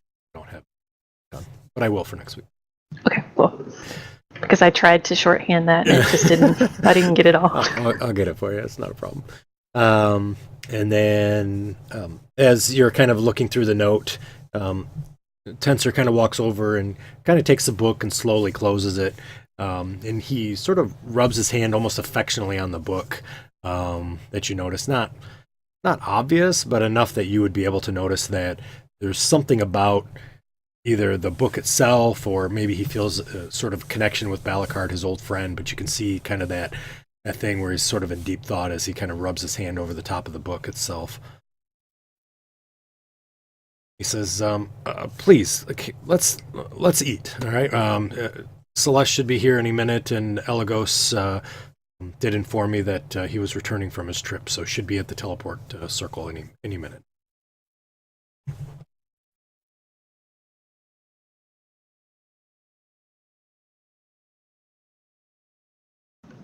Okay, so we'll follow him into the... Yep.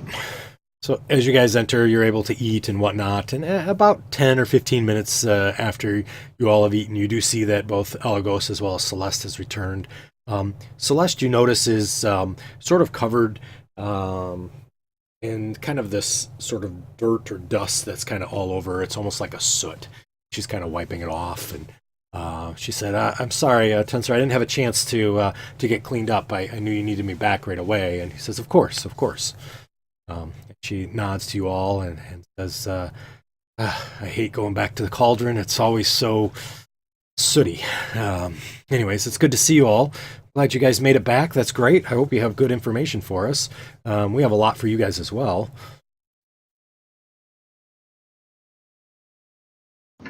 Well, we definitely learned a lot when we were down there. And she says, excellent. And then they kind of ask sort of what you had seen. You guys don't have to recap, but is there anything you don't want to tell them about?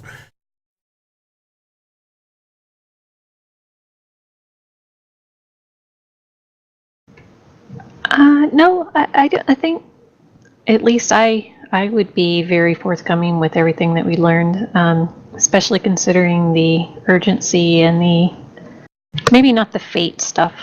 Okay, all right, gotcha. So keep that out of it. Anybody else want to share anything?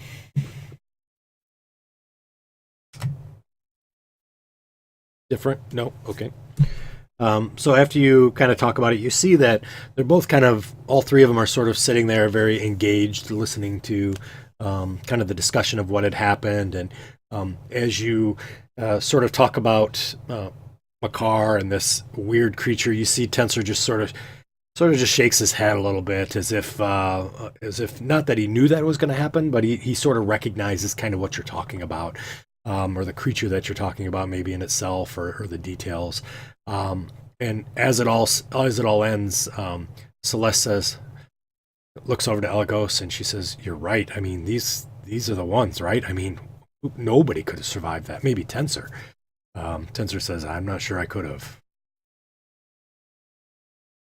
Do you know what Makar was? He looks to you and he says, "I do. not of this world. They seem to travel from world to world and wreak things of destruction or try to manipulate the world to their own devices to see what would happen. He's a spell weaver. They travel, and I don't think I've ever heard of one being here on Greyhawk before. They're very, very powerful. I'm curious on how you dispatched him quickly. Teamwork. Did he have a chance to cast any of his spells?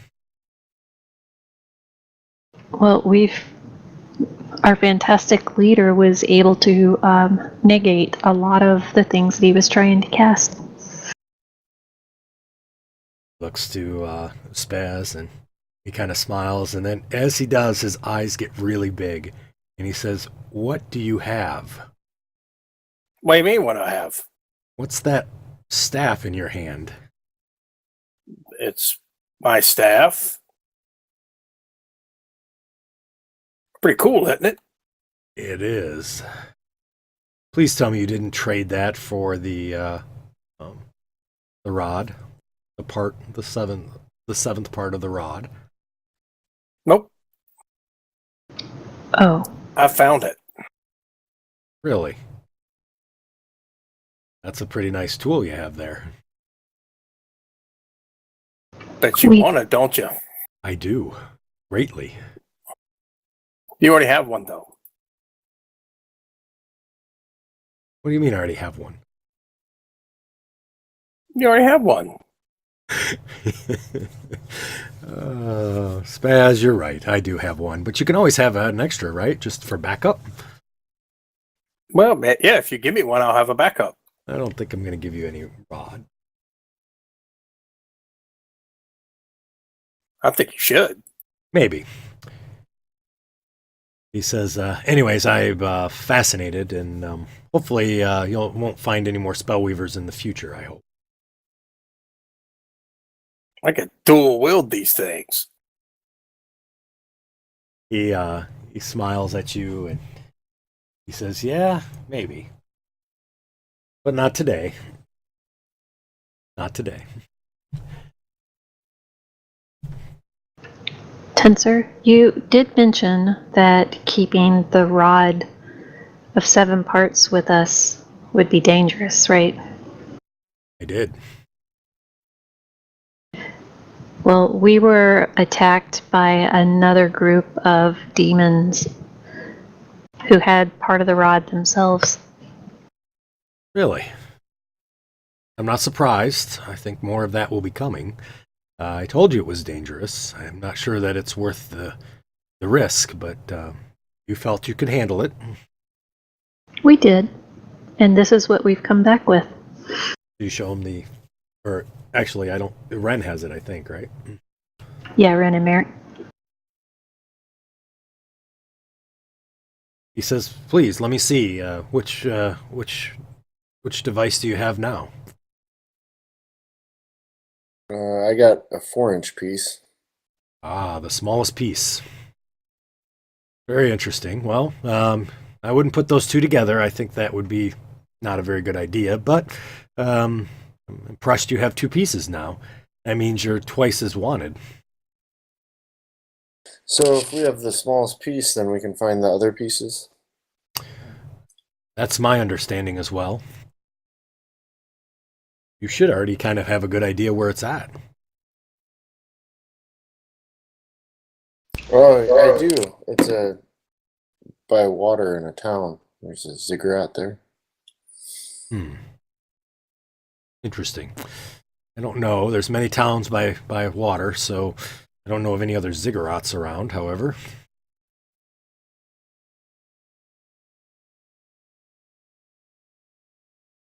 Fascinating. Do you think with all of these prophecies and where we found the original part of the rod, do you think that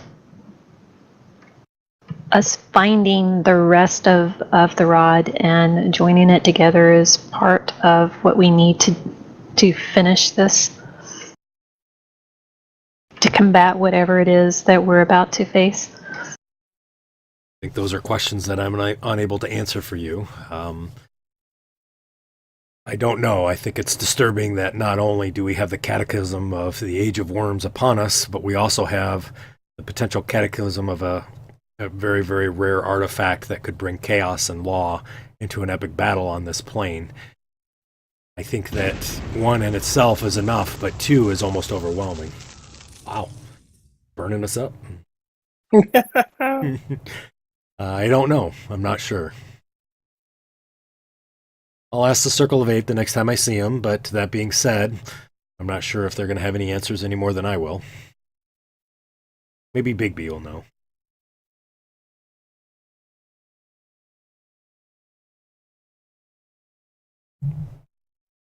As he sits there, he says, well, I find it fascinating what you have found in Kluthmar and the destruction. I did find, and he kind of looks over to Agath. He says, Agath, please, could you please pass along the information that you found in your research? And Agath says, well, I did find out some information about the Ebon Triad. I also found that there was several scrolls and books that were in our library here, and kind of looked through, and there was definitely references about the activity itself, but next to each one, it appears that Balakard had sort of written notes in the margins about it. And in his notes, he repeated over and over that he had the suspicion that the Ebon Triad was a little more than a front for the cult of Kyuss. And even more curious is in every book and scroll that mentions Ebon Triad activity, Balakard underlined the word Alistair. So, reading this, I kind of assume that maybe a lot of the leaders from the Ebon Triad hailed from there. And this is, in the nation of Red Hand in the Bandit Kingdom. On that hunch, I told Celeste, please, why don't you look all about Alistair? And Celeste speaks up and she says, I searched all through the library here, and I know that even Tensor had gone to the Great Library in Greyhawk and searched there, and really in our library here we only found one book, and the book is, and she points to the table, is the one right there, The History of Alistair. She said, interesting, it's written in Gnomish. She said Balakard, to our knowledge, really couldn't read that. Maybe he kind of cast comprehend languages or something to be able to read it, but it was written by a cleric of St. Cuthbert. His name was Rorsk, and it looks like just a few months before this despotic ruler, the named Prince Zeech, succeeded from the Shield Lands, kind of took over the town. He kind of wrote this book, and it does show that there's sort of this emergence of a cabal of Hextorian heretics that attempted to establish an underground cult somewhere in the city, and the cult was dedicated to the god being ascended. But the cult made particular use of something they called the Writhing Dead. Have you heard of that at all? The Writhing Dead? Yeah. We've heard something about the Writhing Worms or something along those lines. Well, maybe they're connected, but interesting. So what happened was the cult was defeated with the aid of one of Alistair's, one of their greatest spellcasters. It was an elven noble named Lashana. It appears that she really kind of was the best spellcaster there, and but unfortunately, the leaders of this group escaped persecution, and in the margins, Balakard made fairly extensive notes, and I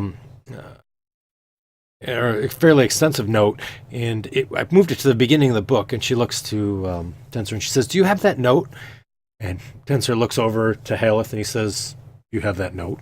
Yes, I'll hand it to her. All right. She says, yes. And she opens it up and she kind of looks through and she says, see, I mean, you can see right here in his notes, he talks about Lashana, he talks about Rorsk and the Ebon Triad, and they're all on a to-do list. So I assume that he was going there, maybe to talk to them or something.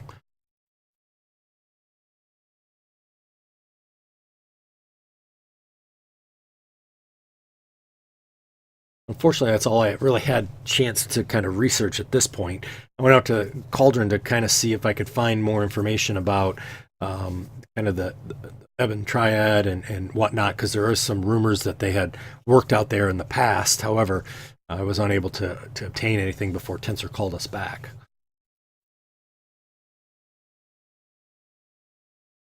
Well, have you seen any reference to any dragons in Balakard's notes. Because in the visions that we saw down there, and it took the monolith to the north. She says, she looks to you and she says, I haven't heard anything about that. And I have to be honest, the visions sound terrifying in themselves. And happened, a couple thousand years ago, right? I mean, it's been a long time. Surely that dragon is dead by now. What about a red dragon that's no longer red? Huh. I don't know. Elago says, I've studied many, many dragons, and I don't know of any dragon that's changed colors. It just isn't in their nature. I'm not sure it changed colors. What do you mean? It's changed from either a dragon to something else or... Oh. Well, I guess in that case, there is that possibility, right? I mean... Like maybe a wormy dragon? Sure. I mean, Kyuss seems to have taken over many things, so maybe it's a Kyuss dragon. Maybe it's... maybe it's undead. Would the power in the ziggurat be enough to allow something like a red dragon to move over into Lichdom? Tensor kind of speaks up and he says, it's very possible. I mean, from what you're describing, he stole the monolith, right? Yes, which had not only all of the souls, but all of the devotional power of the worshippers of Kyuss inside of it. Seems extremely powerful to me. I would agree with you that I would be very concerned that could potentially happen. I can only imagine. I would expect, though, right? I mean, you would expect us to see that power already come about, though, if it was several thousand years ago. Wouldn't you? I don't know. Maybe not.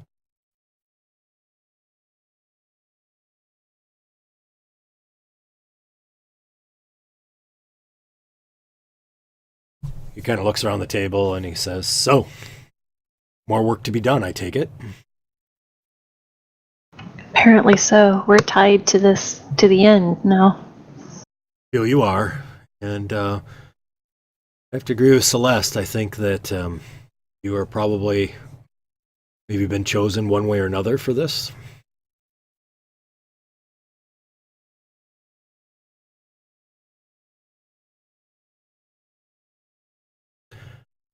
But where to next?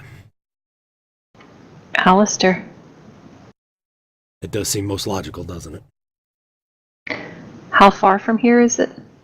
Well, looking at the maps, it appears to be just about 300 miles away across the Lake of Unknown Depths. So I do have some information in the book. Unfortunately, I don't have a picture of Alistair, so I don't have that for you to focus on, but there is some information here for teleport. Or you could take a sailing ship across the sea. Now, you definitely could go horseback around the lake. I think any of them are good. It's really your choice on your best means of travel and what you're willing to do. I look around to my silent partners here. Is anyone comfortable with taking a boat? I like boats. I'm fine with the boat. I used to have one in my bathtub.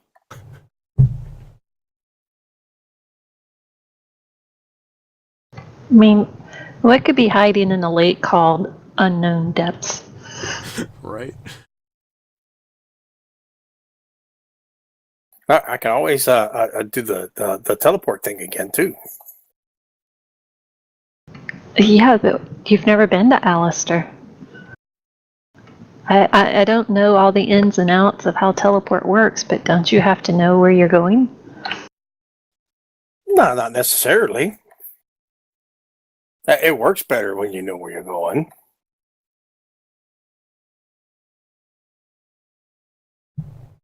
Merrick, you asked that out loud. Yeah. He looks and he says, I think teleport would be the fastest, of course, but I do think that a boat likely would be faster than riding a horse around the lake. Unless you have flying mounts, you could always fly across. I just happen to have one. Really? Yeah, show it to him. I show him my tonnage freaking bronze griffin. Oh. This is... Okay, all right. Well, that's one. Anybody else? Oh, I have one. It's two. Merrick, yell that out, I take it. Yeah. I'm with him. Oh, Yeah, boat. All right. Vote it is.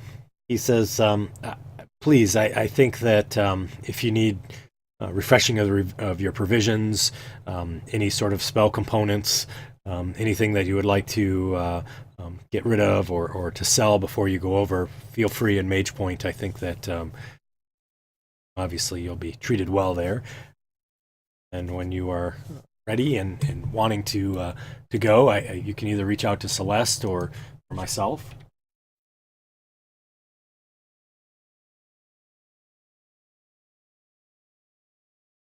Kind of up to you.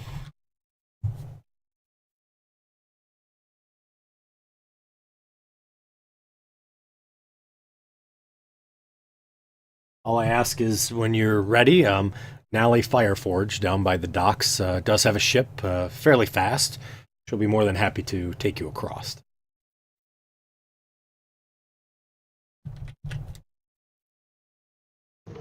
Well, we thank you for your help in all of this. Of course. Also, if you're looking to use my library, it's available to you at any time. We'll continue to research on the Age of Worms and Kyuss, as well as other information we potentially can find. Feel free to always be able to come back at any time. I'm more than happy to converse with you, and I'll make sure that, Spaz. Yes? Next time, could you please just telepathically communicate to us to let us know you're going to use our teleportation circle? That was almost a catastrophe, just so you know. How do I telepathically communicate to you? By spell, of course. I don't have that. Oh. Maybe you should give me one of those sending stones. I don't have one. Do you?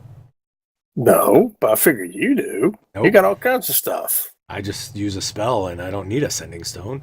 If you'd like, you can pick some up, and you can give one to Agath, or you can teleport outside my castle next time, maybe into Mage Point. Yeah, maybe. Yeah, we're just gonna break into the most powerful mages, teleport circle in the realms. No problem. what's the worst that could happen? Well, this isn't Spaz's cat. True. We'll see if we can find a set of sending stones when we go into town. Okay. He says, very good, very good. He kind of indicates to Agath, and Agath brings out a very nice, ornate bottle of liquid. They have sort of some crystal flutes that are there, and he slowly pours out the liquid. And as he does, it's a sort of a light purple liquid. And as it pours in, you see that it turns into a sort of a mist that comes in. And then once it reaches the top of the glass, it turns into water and falls back in, and it repeats that over and over. Spencer looks to you all and he says, I think we shall drink on your new adventures. Cheers. You see Celeste and Elagos and Agath all have glasses as well, and all four of them throw down the drinks fairly quickly. As they do, you see all of them sort of get this permagrin that comes over their face. Tensor says, God, that's good. Well, after they drink, I'll drink it. All right. I drink mine. All right. Yeah, I'll take a drink. As you drink that, you have almost the joy that you've never ever felt before kind of come over you, and smiles all sort of instinctively just kind of fall onto your faces, as this is probably the best drink you've ever had in your life.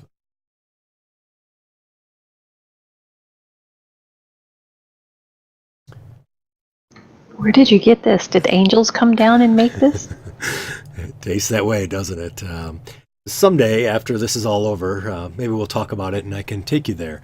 However, from what you say, you've been to many planes before, so who knows? You may have been there. Well, this may be a profession after the end of all of this. Maybe, right? It may be. And slowly you guys continue to kind of eat, and at this point it's kind of more small talk about, Celeste talking about, going back to the cauldron and talking about some of her friends and things that she met there, and Elagos kind of talks about some spell casting things with Tensor, and Tensor kind of laughs back, and some stories are kind of exchanged. Agath continues to stand over by the side, doesn't really say anything, just kind of observes everything.